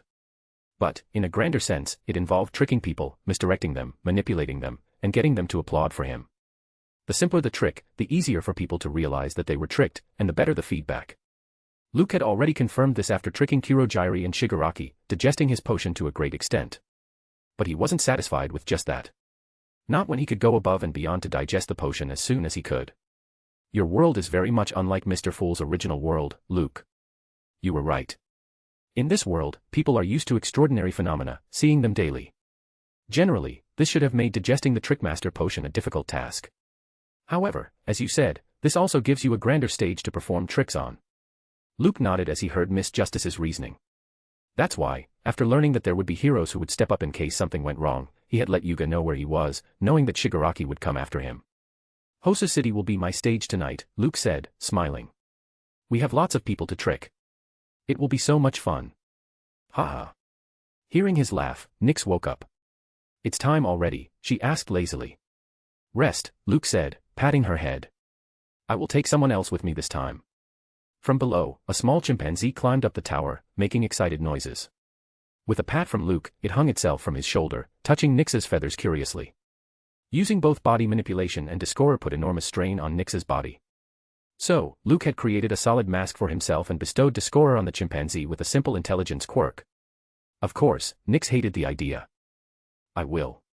Luke shared a glance with the chimpanzee. It grinned and waved its hand, splitting the space. Then, grabbing the exhausted Nyx, it threw her into the darkness. Smiling wryly, Luke put on the black mask. "Let's," he mumbled, grinning and jumping off the tower. "Give them a grand performance." Boom. Gran Torino used his quirk, Jet, to blast a Nomu into the ground, pro-hero Endeavor watching him from the side. "That wasn't bad at all, old man," Endeavor praised. "When I met you 3 days ago, I thought you were someone from a bygone era." "We should hurry," Gran Torino said, taking deep breaths. "There are more." Suddenly, a mist covered both of them, a chill dancing in the air. "Oh, you already took care of one." Endeavor and Gran Torino's heads snapped in one direction, the same chill running down their spines now. Dr. Blessed was standing there, surrounded by fog, holding his chin thoughtfully. On his shoulder, there was a chimpanzee, mimicking the same gesture. "Todoroki!" Gran Torino shouted. Endeavor didn't even do that. Lifting his hand, he burned everything in that direction, his eyes gaining a grave look. All Might had briefly said a few words about Dr. Blessed. Do not underestimate him. Endeavor hadn't taken All Might seriously. But to say that he wouldn't go all out believing those words would be a lie as well. Atatata. Kukakakaka. Endeavor and Gran Torino looked in a different direction, finding Dr. Blessed stumbling out of the fog. "So," the black masked man said, resuming his earlier posture. "Can you tell who made what noise between me and my friend here?" With a bang, Gran Torino shot through the air, firing himself toward the villain. Dr. Blessed lifted his right hand, facing his palm toward the incoming old man. Gran Torino instantly hit the brakes, changing direction and landing far, putting Dr. Blessed between him and Endeavor. Mirko had told them that she had been tricked into a teleportation portal like this. Suddenly, the fire coming off Endeavor's body intensified, raising the temperature in his surroundings by far. "You will not get away from me." To Endeavor and Gran Torino's surprise, Dr. Blessed raised his hands. "I surrender." "Sorry," Dr. Blessed apologized, chuckling, putting his hands down. "Always had an issue with lying." "Ha-ha." Endeavor let out a shout, putting his palms together, and firing a massive pillar of fire toward Dr. Blessed. From the other side, Gran Torino flew up, guessing the direction where the villain would dodge. To their utter surprise, a black curtain wrapped itself around Dr. Blessed, concealing him from their vision. When the pillar of fire burned through the curtain and pillar, nothing was left where Dr. Blessed had been standing. Not even ashes. "Todoroki!" Gran Torino suddenly screamed, his eyes landing on the crater next to Endeavor. "Nomu!" Endeavor's furious gaze landed on the crater. In place of a beaten Nomu, there were dozens of photos scattered around a card standing upright. Shaking in anger, grinding his teeth, Endeavor walked to the crater and picked the card up, realizing they had been utterly tricked. It was a tarot card, number 0, the Fool. An original image of Luke, with the monkey on his shoulder, as he appears before Endeavor and Gran Torino, is available. Chapter 109, A Busy Trickmaster, Midoriya, Todoroki, and Tenya. 2. Just as an angered and frustrated Endeavor and Gran Torino rushed to another spot where Nomu was wreaking havoc, 3 UA students were battling it out with hero killer, Stain. Tenya Ida had gone alone to tackle the villain who had left his older brother paralyzed for the rest of his life. That, of course, turned out to be a mistake.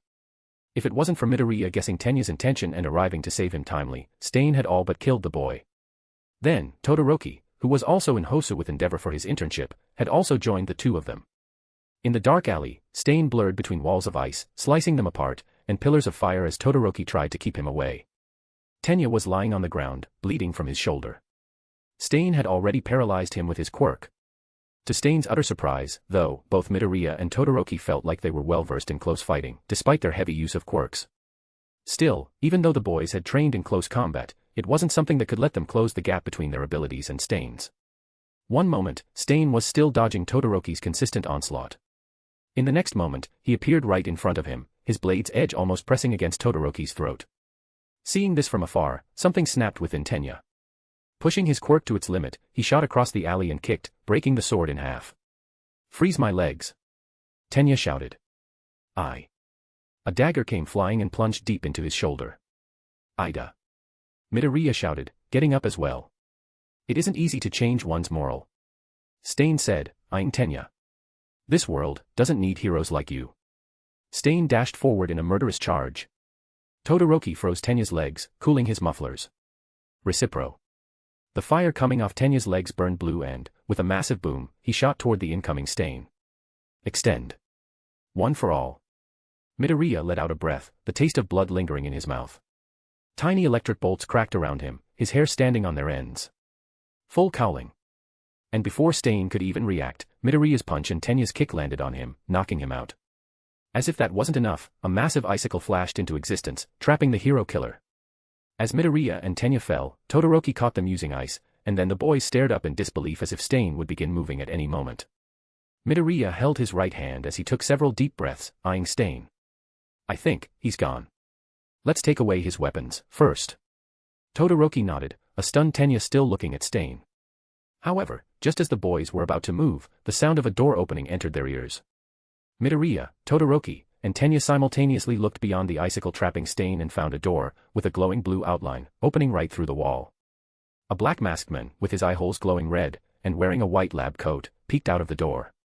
A chimpanzee was sitting on his left shoulder, scratching its head. Midoriya's heart thumped so loudly that even Todoroki heard it.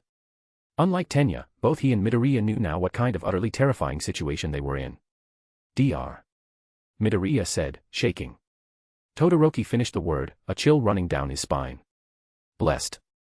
Time seemed to stop in the dark alley as Dr. Blessed looked at the children, then at another hero lying far away, and finally at Stain. Cough. Dr. Blessed coughed, clearing his throat. Sorry. I think I got lost. Carry on. Then, to everyone's utter surprise, Dr. Blessed stepped back, the door disappearing behind him. Midoriya and Todoroki's blood pressure dropped so fast that even their eyes felt the coldness. Then, before their bodily functions returned, another door opened on the wall of the opposite building, Dr. Blest's head looming out again. This time, burying his shock with sheer willpower, Midoriya shouted. He kidnapped Luke. Todoroki's pupils dilated suddenly. Tenya, who still hadn't come out of shock, looked at Dr. Blessed with pure wrath. Fire burned Todoroki's left side, frost freezing the space to his right. Midoriya gave up on holding back at all, bringing 100% power of one for all to his left hand. Tenya stood up, smoke coming out of his muffler, both his arms dangling to his sides. Yes. At this moment, the boys were ready to take on the most mysterious but deadly villain. Dr. Blessed scratched his head, mimicking the animal on his shoulder. Luke. Do you mean the boy with the bird? He is right behind you. Huh. The statement was ridiculous. But, in the heat of the moment, the boys' heads involuntarily snapped back. When they saw nothing but the darkness in that direction, their hearts skipped a beat. Oh, shit. Frame by frame, their heads rotated back, fearing the worst. With Stain, even a moment had been enough to lose their lives. With Dr. Blessed, they had already been tricked into losing several moments. So, when their eyes landed on nothing but emptiness where Dr. Blessed had been standing, it was like they had skipped a step while hurriedly coming downstairs. Midoriya's knee struck the ground. The fire and ice around Todoroki puffed out of existence. Simultaneously, Tenya slumped back against the wall of ice as well. Hey! Tenya suddenly said, his eyes going wide as they landed on the trapped Stain. What is that? Midoriya and Todoroki looked up and found a passed-out Stain holding 2 cards in his hands. Slowly, both cards fell and slid on the icicle before coming to rest near the boys, facing down. Midoriya and Todoroki picked a card each before turning them over. One was an image, showing Dr. Bless taking a selfie, both he and his monkey making AV with their hands as the 3 boys looked in the opposite direction. The other was a tarot card, number 0, the Fool. An original image of Dr. Blessed selfie, including Midoriya, Todoroki, and Tenya, is available as Inheritors tier cover. Everyone can see this image on my page in membership options. Chapter 110, A Busy Trickmaster, Heroes and Villains. 3. We should go, Kurojiiri said for the 100th time. There's no telling if Dr. Blessed would return or not. It's better to let Master. No.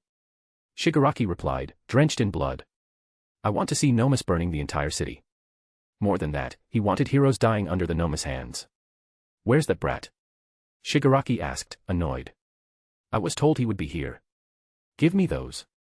Shigaraki snatched the binoculars from Kurojiiri and began looking around.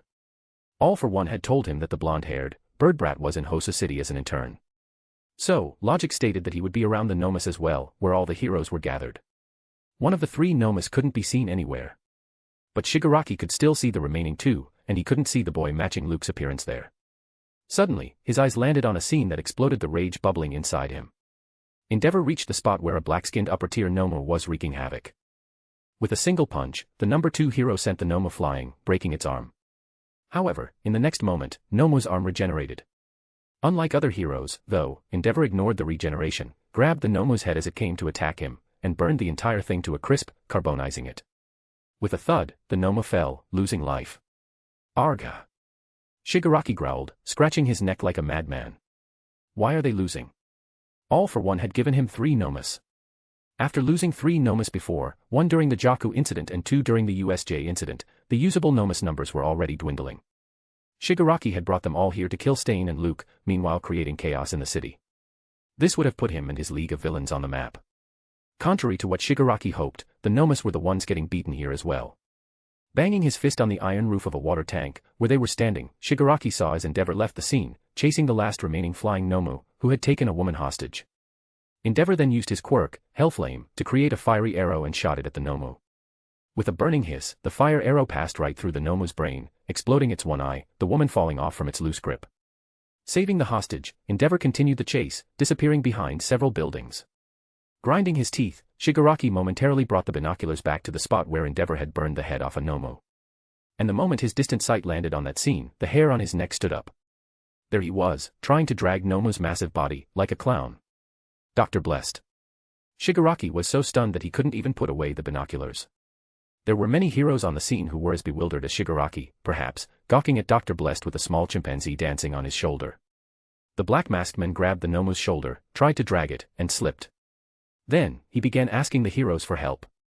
Suddenly, just as the heroes stepped toward him, sensing something was wrong, Dr. Blessed pointed up at the sky, holding his head. Caught off guard, all heroes looked up, fearing that the flying Nomu had returned. Even Shigaraki couldn't avoid the momentum, and the binoculars lifted by a millimeter in his hands. There was nothing to be seen in the sky, though. When all the eyes hurriedly landed back on the scene, they found a black curtain on the ground as if it was covering a massive object. Then, almost instantly, the black curtain vanished, leaving behind nothing but a tarot card, depicting the Fool. All heroes looked at each other's faces, gobsmacked, realizing that they had been fooled. On the other hand, the entire binoculars decayed in Shigaraki's hands, crumbling into dust as he used his quirk on it in anger. Oi. Kurogyri. Shigaraki said, standing up, with an uncanny calmness in his voice. Kurogyri stepped back as Shigaraki's bloodlust seeped into his bones. Yes. Shigaraki said, smiling gently. I hate getting tricked. On the other part of the town, Gran Torino and other heroes had gathered around a bound hero killer, Midoriya, Todoroki, and Tenya standing on one side. Are you sure? Gran Torino asked, stunned. Why did he tell you that?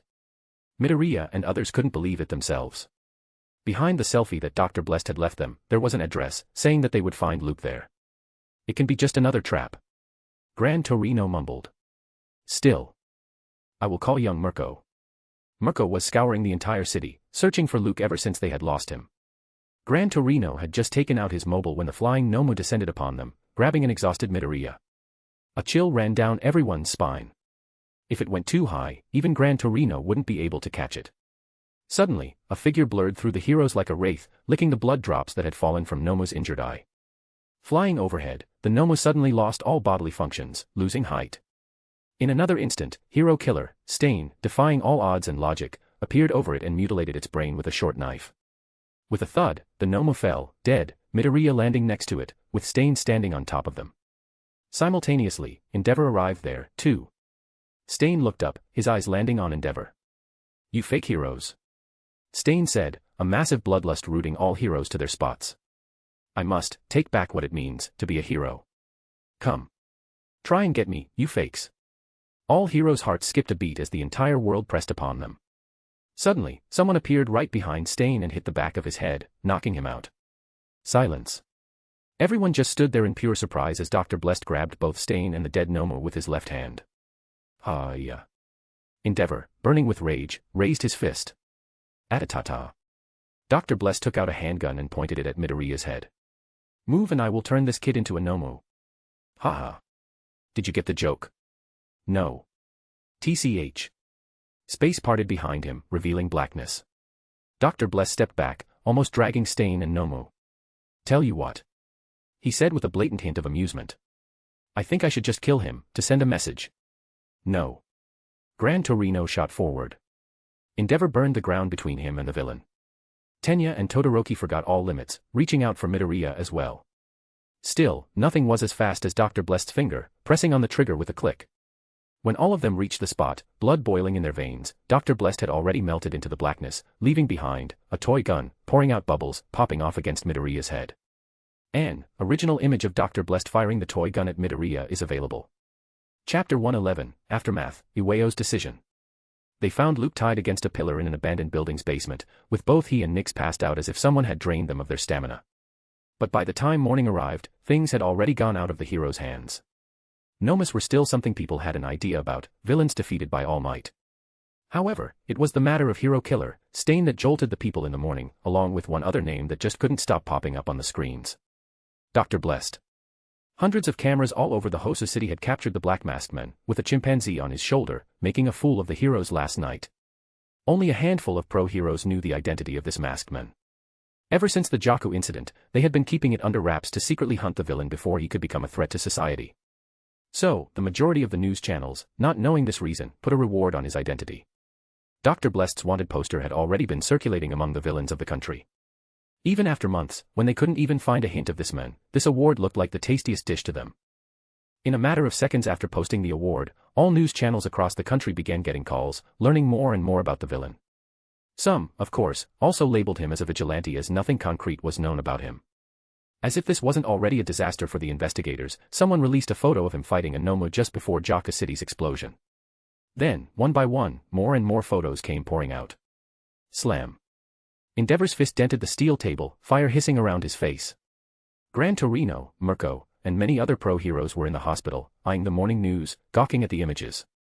He tricked us. Gran Torino said, narrowing his eyes. Dr. Blessed, after stealing a Nomo right under their eyes, had left behind a set of photographs. Those photographs showed another, rabbit-like Nomo fighting Tamura Shigaraki and Kirojairi. Of course, they had thought that it was Dr. Blessed's way to tell them that he wasn't behind the Nomas and had nothing to do with the League of Villains.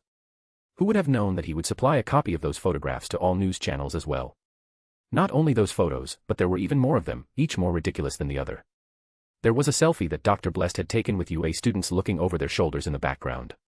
The image had gone viral, with UA getting mocked left and right. Another image had gone viral, showing Endeavor's butt, Dr. Blessed making a finger gun behind him. Then there was a short reel of him fumbling over as he tried to drag the burnt-head Nomo with pro-heroes in the vicinity just looking at him in confusion. To pour salt over the wound, the entire media was mocking all the pro-heroes present in the Hosa city for letting Dr. Blessed rescue hero killer Stain right under their eyes, tricking them with a toy gun. Gran Torino, Mirko, Endeavor, and Tenya's mentor had their teachers' licenses suspended for months for losing their interns mid-battle. Now, Midoriya, Todoroki, Tenya, and Luke were all hospitalized, with the former three sustaining many injuries and facing inquiry because of their public use of quirks. Gran Torino sighed, knowing the deeper implications of all this. I must talk with Tashinori, he thought, his shoulders slumping. It's true. All for One is coming back. All runts of the society will go wild after today. One of the pro-heroes mentioned. Hero killer's ideology is popping all over the internet. Haha. Mirko suddenly laughed. Then, taking a last look at the TV screen that showed Dr. Blessed carrying Stain and Shigaraki and Kirojairi standing on a water tank, she turned around, walking away. Where are you going, young Mirko? Gran Torino asked, worried. She had raised a storm after learning that Dr. Blessed had appeared right in front of them, and they had failed to do anything. She had gone as far as to call Endeavor useless. Even my student has bigger balls than you, old man, Mirko had said, slamming an unconscious Luke's head. No one could find fault in her words, though. The basement where they had found Luke had debris all around. It became clear just with a look that the kid hadn't gone down without putting up a good fight. They will release Luke in the evening, right? Mirko said, without looking back, her eyes glowing with determination. Till then. I feel like kicking someone. One by one, all heroes began dispersing, leaving behind a blank, rage-faced Endeavor and Gran Torino. Some news channels are saying that Stain was with the League of Villains and Dr. Blessed kidnapped him, Gran Torino suddenly said. Some are saying that Dr. Blessed rescued Stain, and they are enemies of the League of Villains. I don't care, old man, Endeavor said, walking away as well. They all are my enemies and, one day, I will get all of them. In Narahata, Iwayo turned off the news and looked at Kazuho seated next to him. They had the same questions that troubled Gran Torino, but, unlike the old hero, they knew Dr. Blessed was definitely a third party, neither with Stain nor with the League of Villains. One thing was for sure, though. What Dr. Blessed had told them about the Jaku incident, and a great evil manipulating the world from behind the scenes, was true. It had taken several top pro-heroes, like Endeavor, to keep those Nomu from destroying an entire city. But even Endeavor and All Might couldn't be at every place. If the number of Nomas kept increasing, who would come to rescue the innocents where the heroes couldn't reach? Iwao lit a cigarette as his busted legs began itching, Dr. Blest's words ringing in his mind. The guy's dodgy, he said, Kazuho nodding along with him, but I guess it wouldn't be so bad hearing him out. Chapter 112, End of Internship, Potion Digested. In the hospital, Luke, Midoriya, Todoroki, and Tenya watched as Kenji Tsuragami, the chief of police, having a dog's head because of his quirk, walked out of the hall. If the police went by the rules, then Midoriya, Todoroki, and Tenya could face strict punishment, going as far as getting suspended from UA. However, the police chief had recommended a way out of it. Let Endeavor take the credit for capturing Hero Killer, the police chief had told the children. He would also take the blame for letting the Hero Killer get rescued, or kidnapped, by Dr. Blest. In this way, no one would be pointing their fingers at you three. When they closed the door, the four kids looked at each other. Did you really fight him? Midoriya asked Luke, Nyx resting by his side. Luke's lips twitched. If getting manhandled is also fighting, then, yes, I fought him. That brought a smile to children's faces. To be honest, Luke said, his voice gaining a seriousness. I couldn't even land one blow on him. By the end of it, Nyx and I were focusing our best to just run away, but Midoriya and Todoroki exchanged glances. They remembered the strange powers Dr. Blest had displayed, taking everyone by surprise. Luke suddenly remembered something. Hey, he said, looking at all of them.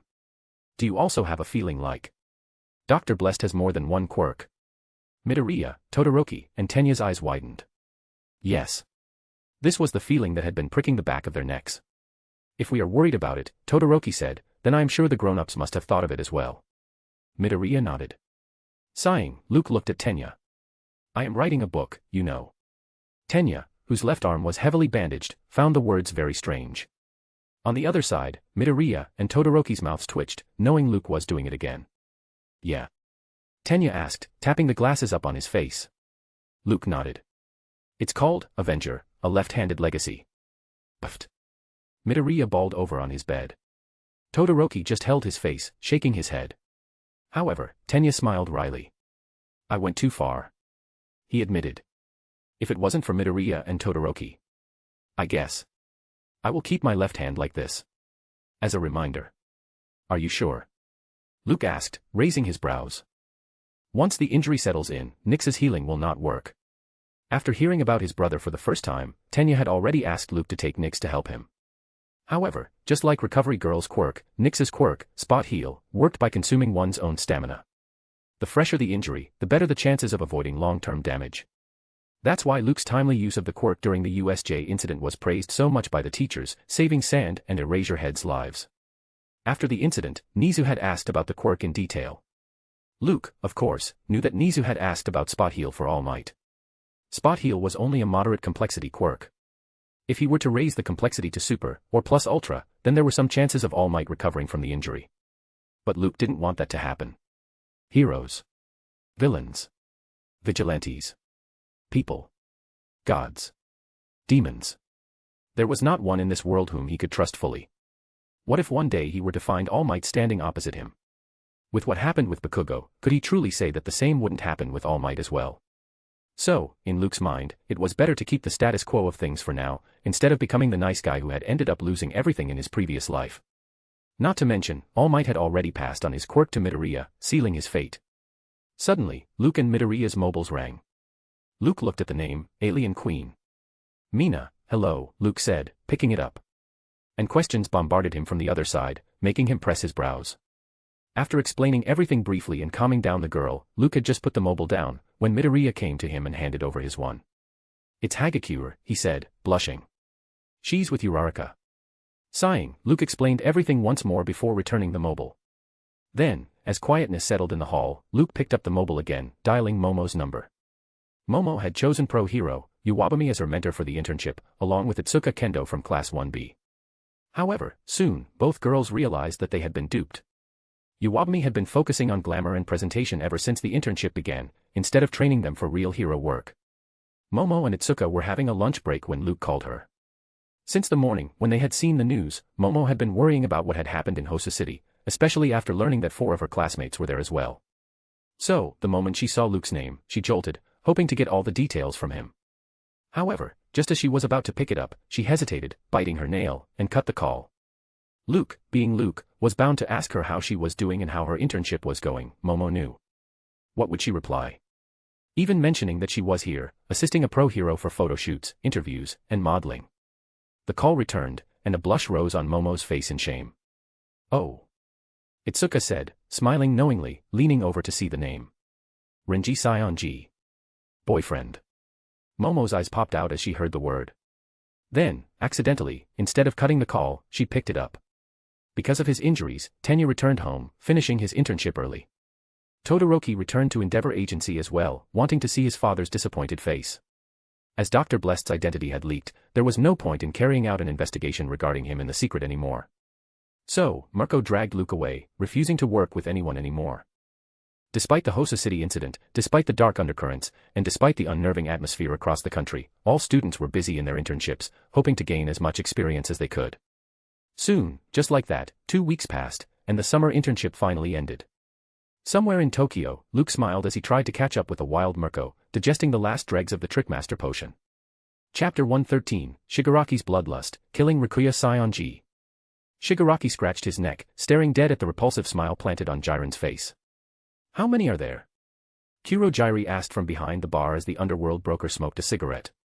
Jiren, standing at the small bar's entrance, let out a puff of smoke. Even 2 weeks after the Hosa City incident, villains all over the country kept calling and coming to him, asking about hero killer, Stain. Everyone wanted to hear more. Everyone wanted to see more of that man who had rooted pro-heroes, paralyzing them with his words. Yet, despite his ideology becoming viral across the seas, there was no sign of Stain anywhere. Everyone had seen Dr. Blest, the mysterious character of the Hosa City incident, taking away Stain. Still, had it been kidnapping or rescuing, the question kept jumping off online platforms. Not many, Jiren admitted, smiling. He was missing a few teeth on the upper side. There is still dissent among the interested parties, you know. They don't know if Stain was with you all or against you. Jiren looked at Kurojairi with one open eye, letting out a sly smile. Kurojairi looked at Shigaraki, knowing that they needed to grab this opportunity. There was no saying when Dr. Blest would pop up and where. What if Stain came back and declared war upon them for trying to kill him? So, guessing Jiren's underlying meaning, Kurojairi nodded. He was. Go away. Shigaraki said, standing up. We don't need more extras. Tamura Shigaraki, Kurojairi said, putting the glass and cloth down. League of Villains is not much of a league if all we do is hire villains to do our work. We need a force, bound by strong ideology. This is. TCH. Shigaraki stood up, lifting his head. Through the fingers of the hand grabbing his face, his gaze seeped out. Together, both Kurojairi and Jiren stepped back. The dense bloodlust was just too much to handle even for them. Oi oi. Jiren told Kurojairi, smiling and pointing at Shigaraki. You need to do something about that. Call me if you want me to go through with it. When Jiren was gone, Kurojairi looked at Shigaraki, who hadn't sat back down. What is it? He asked, his yellow eyes narrowing. Stain, Stain, Stain. Shigaraki hissed, slamming his fist on the bar. And Dr. Blest, that clown. That's all they are talking about. We have become side characters in our own story. A media helicopter had captured Shigaraki and Kurojairi standing on a water tank just before they had left Hosa City. But, despite the Nomo wreaking havoc across the city, there wasn't much coverage on them. For Shigaraki, who wanted the League of Villains to become the most powerful and greatest organization in the world, it was the worst outcome. Then there was the matter of that bird boy, Luke. Did you find where that brat lives? Shigaraki asked, his bones itching to crumble someone to dust. Kurojairi shook his head. Forget it, Shigaraki, he replied, picking up the cloth and glass again. Even Master has warned us to be wary of the Sionji group. The boy lives with his stepbrother and sister in a small mansion, surrounded by bodyguards from all over the world. There is no point in even thinking of going there without having an army behind us. Shigaraki clenched his teeth. Ha-wa-ya. Bam. Slamming another fist on the table, Tamura walked away, the tips of his fingers throbbing. Where are you going now?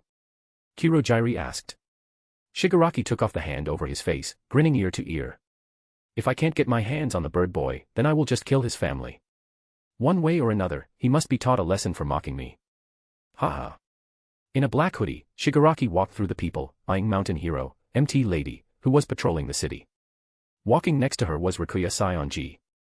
It must be my luckiest day that I met you, MT Lady said, pinching Rikuya's cheeks. My shining bank. I mean shining star. Rikuya blushed, stepping away from her. Hey, your brother was at Hosu, right? MT Lady suddenly asked, waving at a crowd of men taking her photo from afar. Is he? Rikuya's entire face contorted in disgust. Please, don't. MT Lady ignored the boy's expression, though. I wonder why Dr. Bless took away Hero Killer. Old friends, perhaps. Rikuya hadn't known that his face could make a more disgusting expression. But as he heard that name, it did happen. Rikuya ran his hands through his hair, trying not to lose control lest he begin cursing Luke on the spot. Behind Rikuya and MT Lady, Shigaraki took his hands out of his pockets and scratched his neck. Shigaraki couldn't control it anymore. He had already planned it out. One touch was all he needed. He was just a step behind them. Grinning under the hood, Shigaraki reached out. Suddenly, a group of small children walked out of a store. One of them was small enough not to have his quirk, yet. To the little boy's surprise, he activated his quirk right at that moment. Tiny, steel balls shot out of the boy's palms, out of his control. One of the steel balls hit Shigaraki's hand, deflecting it. The other steel ball hit an older boy who was skateboarding, tiny bursts of fire coming off from the holes on his heels. As the ball hit the boy's head, he stumbled and fell headfirst, his heels rising in the air, pointed at Shigaraki. With a massive hiss, the fire went out of control and burned Shigaraki's face. Confused, shocked, and disturbed beyond bounds, Shigaraki tried to move away from the fire, his eyes closed. Feeling his face getting burned, Shigaraki's hand landed on a tree planted on the sidewalk. Coincidentally, Shigaraki's urge to kill Rikuya combined with the burning pain, and his quirk got activated involuntarily. And, as the people gasped, the entire tree decayed right in front of their eyes. Chapter 114, Collecting Specimen, Knuckle Duster and Pop ** Step. Luke pressed a button, and the huge cylinder filled up with a greenish solution, having a black-skinned Nomu, with a carbonized head, suspended within it. Despite Luke's mastery over the quirk factors-related concepts, he also knew a grave fact: when it came to copying quirk factors, or creating artificial ones, no one could match Dr. Kyodai. So, to aid his research on separating the temporary bestowed quirk factors from the lifeforms, Luke had decided to kidnap a few specimens for himself. In the huge lab, there were several such cylinders as the one lying in front of him. The other two dead Nomas, one lower tier, taken down by Endeavor and Gran Torino, and another middle tier, killed by Stain, were suspended in the solutions as well. Luke turned around and approached the table where Stain was lying unconscious. During the Hosu City incident, Stain had suffered grievous injuries, with a few of his ribs puncturing his lungs and other organs. Luke had done his best to save the guy, but Stain had gone into a coma. Nyx flew into the lab and landed on Luke's shoulder. She eyed the upper-tier Nomu within the cylinder behind Luke and then looked at Stain. "What you gonna do with him?" she asked. "Don't tell me you want to regrow his nose or something." Luke's lips twitched as he checked Stain's vitals. "I will." Suddenly, his mobile vibrated. Luke took it out, saw the notification, and sighed. "She isn't letting you go, huh?" Nyx commented. "I told you. That rabbit is in heat." "Nyx." Luke gasped. "Jesus. She's our teacher." The notification was from Rabbit Hero, Mirko. Luke's internship had ended a few days ago. Ever since then, Mirko had been calling him to return to the internship, saying she hadn't taught him everything. "She doesn't like working with anyone," Luke said, throwing the mobile back into his pocket. "But she's a perfectionist. I bet she just wants me back to test out a few of her moves." Involuntarily, Luke rubbed his stomach, remembering those tests. Even with his enhanced strength, Luke wasn't sure he could take one more kick from her. To his chagrin, he was just strong enough not to pass out from her beatings, turning him into the greatest punching bag with active feedback. "Let's test it out one more time," Luke said, snapping his fingers. "I am sick of your tests, too, you know," Nyx said, rolling her eyes. Then, her body squirmed, becoming a black mask on his face. Casually, as if he had done so hundreds of times, Luke took out a perfect sealing box. The moment he opened it, the glassy bead within let out a blue glow, taking the form of lower-tier Nomo that Luke had stolen during the USJ incident. And, unlike the three suspended in the greenish solutions within the cylinders, this one was alive. After another bout of interrogation, Luke let out a sigh of disappointment. "I guess only upper tiers are strong enough to get a reaction," Luke thought aloud. "It's not practical to keep it around us, even in the bead form. I always feel like something's watching me. Quite unnerving." Luke went to the storage room and brought out enormous binding restraints that he had created using blood creation based on the ones that the police used. These were reinforced with heavy-duty steel, which could even hold back an upper tier for some time. Not only that, there was a quirk-suppressing drug mechanism in the restraints as well. If the Nomu tried to break out of the restraints, the mechanism would inject the drug in a large dose, suppressing all the quirks and making it pass out. Luke put two of these restraints on the Nomu, binding its legs and hands, and a smaller one around its neck. Meanwhile, the Nomu kept perfectly still like usual. Come here. Luke ordered, pointing with his finger. The light-skinned Noma followed Luke and climbed into the cylinder. Then, Luke filled the cylinder with another solution, a touch greener than the others, heavily sedating it. Then, making sure that Stain was still all right, Luke walked out of the lab, Nyx returning to her original shape. I will go visit our friends, he told Nyx. Now. Luke nodded. A day ago, when Nyx had gone to act as seer to Tokyo, she had found a message on the wall in an alley. Knuckleduster wants to punch the fool.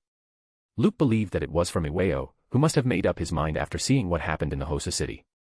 If they agree, Luke said, then I will bring them here to show the dead Nomus, proving my point. So. Yeah, Nyx said, sounding hurt.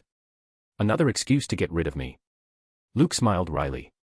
I am just about to digest my potion, anyway, Nyx said, grinning slyly. I can't wait to be a clown. You already are. What? Nothing. Luke saw Nyx disappearing into a black portal and sighed to himself. Phew. That was close. He put on a real, black mask on his face and snapped his fingers, activating Discorer in a huge bet that was hanging from the ceiling. Luke stared as Iwao appeared in the alley, dressed as Knuckleduster.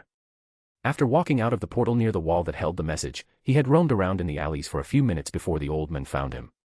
Are you alone? Luke asked. I am here as well. Luke turned around and saw Kazuho dressed as Pop***. The moment she saw Luke, a frown settled on Kazuho's face, though. Are you mocking me? Luke raised his brows under the mask. He followed her gaze and looked at his waist, and found the bat latched on his back had its wings spread out. Coincidentally, Kazuho's costume also had little bat-like wings in the same place. Enough with the tricks, Iwao said, walking forward, matching Luke's bloody stare. If you don't have anything meaningful to share. The bat on Luke's back flapped its wings, splitting the space next to them. Luke walked toward the portal and stopped, his foot inside the blackness. Come with me, he said, looking at Knuckleduster and Pop***. Let me show you who the true enemy is. Chapter 115, A Nightmare Came Alive, Traitor. 1. Iwao and Kazuho, dressed as Knuckleduster and Pop***, walked out of the teleportation portal, their heads snapping around to look at the transformed cave. Walking ahead of them, Luke let go of the bat attached to his back. The moment it flew out of the cave, away from their visions, it exploded with a bloody squelch. What is this?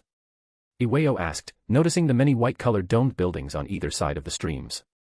You can call it a hideout, Dr. Blessed replied, stopping. He turned around to face the two. Before we go further from this point, let me tell you something about. Iwao's eyes suddenly narrowed as Dr. Blessed took out a knife. Kazuho stepped back toward Iwao's back, a touch of nervousness surfacing on her face. Please. Luke said, creating a wall of spirituality around them. It's necessary for what I am about to tell you. Then, Luke told Iwao and Kazuho as much as he could about conformity, singularity, Quirk singularity, Quirk conformity, all for one, and one for all. Of course, he didn't mention anything related to himself, his quirk, and Mr. Fool, other than that he was here in the world with a mission. By the time Luke finished, the wall of spirituality had naturally vanished. Iwao and Kazuho shared a glance, disbelief flashing openly on their faces. Iwao lit up a cigarette and let out a puff of smoke. That was a nice story, he remarked. Blue and red spirit particles. These two forces you mentioned. Can't really wrap my head around it. But I am interested in these Nomus and all for one behind them. Their threat is much more real than a fanatic's rants. No offense. Luke nodded. None taken.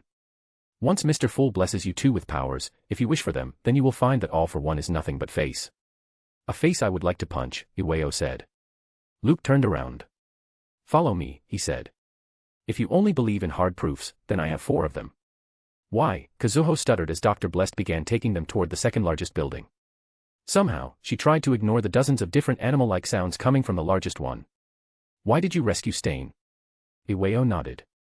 I saw his face, he said, still looking around. If he is who I think he is, then that guy has several loose nuts. Suddenly, the old man stared at Dr. Blessed's back. Perhaps, that's why you brought him here. Does your Mr. Fool want all the nutcases in this world? Do you think we are broken as well? Luke chuckled. No need to ask what you want to ask in such a roundabout way, Mr. Iwao, he said without looking back. Yes. Hero Killer Stain is here. He has something that I will need. If he needs to be contained, what does it matter where it happens? And.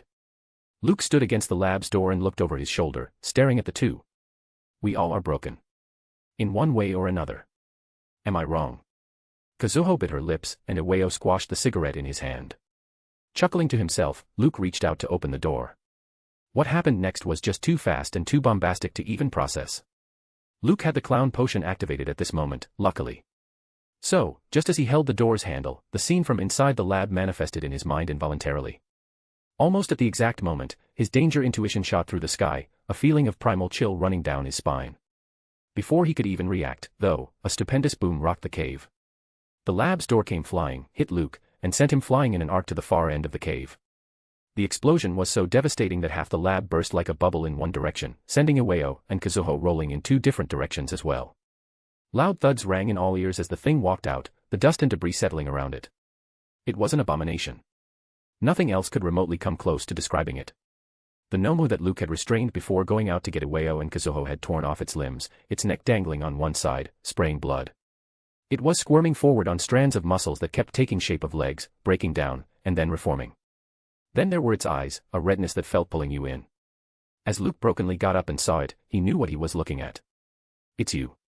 He growled in anger, buried vengeance taking over his senses. On the other side, Iwao and Kazuho stood up as well, their faces crumpling at the abomination's sight. "I see," the Nomo said with a sound that felt like hundreds of swords running through flesh. "You have brought friends with you." Iwao looked at the mass of flesh and then at Luke. He remembered how Dr. Blessed had mentioned that conformity had taken control over a Nomo when these things were supposed to lack intelligence. "Is it the evil one you talked about?" "Evil?" The bulbous eyes on the Nomo's dangling head snapped toward Luke. "Evil? Ha ha ha ha ha ha." Every inch of Luke's body was boiling with rage. Not only him, even Iwao and Kazuho were getting angry, a redness seeping into their eyes. "Snap out of it. It's taking over you." Luke's head jerked at Miss Justice's voice. For the first time, within the rage, a touch of fear flashed as well. On the other side, the Nomu, who was laughing like a maniac, suddenly went quiet as it saw Luke regaining his senses. "How? You don't have my sister's protection." "Then how?" That's... No. No. It can't be. How dare you? Traitor." With a blatant urgency, Luke snapped his fingers. And, tearing through the mini-zoo's roof, a 10-foot-tall, humanoid jaguar came pouncing at the Nomu, brandishing massive claws. Roar. An original image of the mutated Nomu under conformity's control is available. Chapter 116, A Nightmare Came Alive, Conformity. 2. The humanoid jaguar was over 7 feet, 2.13 meters tall, had a lean build, and its eyes held little to no intelligence. Its forelegs donned 4 curved, dagger-like claws that gleamed against the various lights. This was the only animal, other than the bat that had already exploded and Nyx, who had gone away, that still possessed Luke's quirks. So, as the mutated beast pounced on conformity-controlled Nomu, Luke rushed toward the mini-zoo with an urgency. "Oh, no, you don't." The Nomu growled. It could barely hold itself together, Luke could tell as he ran, ignoring Iwao and Kazuho. No matter how the Nomu had escaped, the restraints he had put on it had worked. Muscles wriggled and flailed on Nomu's back, lashing out at the jaguar as it dropped, growling over it. With an agility that defied logic, the mutated beast squirmed between the whip-like muscles, cutting them into tiny chunks. On the ground, Nomu growled. It possessed 2 quirks, muscle ropes and sonic shatter. However, because of the quirk-restraining drug, the extent to which it could use those quirks had been reduced many times. Seeing Luke blurring across the slimy ground, without even worrying about slipping, the Nomu let out a bloody breath, the red glow in its eyes intensifying. "Traitor." It growled, its neck twisting backward as the jaguar came for its head. "You will atone for your sin." Just as the jaguar's massive arm traced a circular path to hack off the Nomu's arm, it opened its mouth and fired a sonic blast. Boom. Despite the lowered power, the sonic blast sent the jaguar flying up, and it hit the cave ceiling, an enormous boom echoing within the cave. "Keep it occupied." Luke screamed. "I will get help." Iwao didn't know who Dr. Blessed was talking to, but he nodded, nonetheless. "Kazuho," he waved at the one-eyed girl, wearing her vigilante costume. "Hide."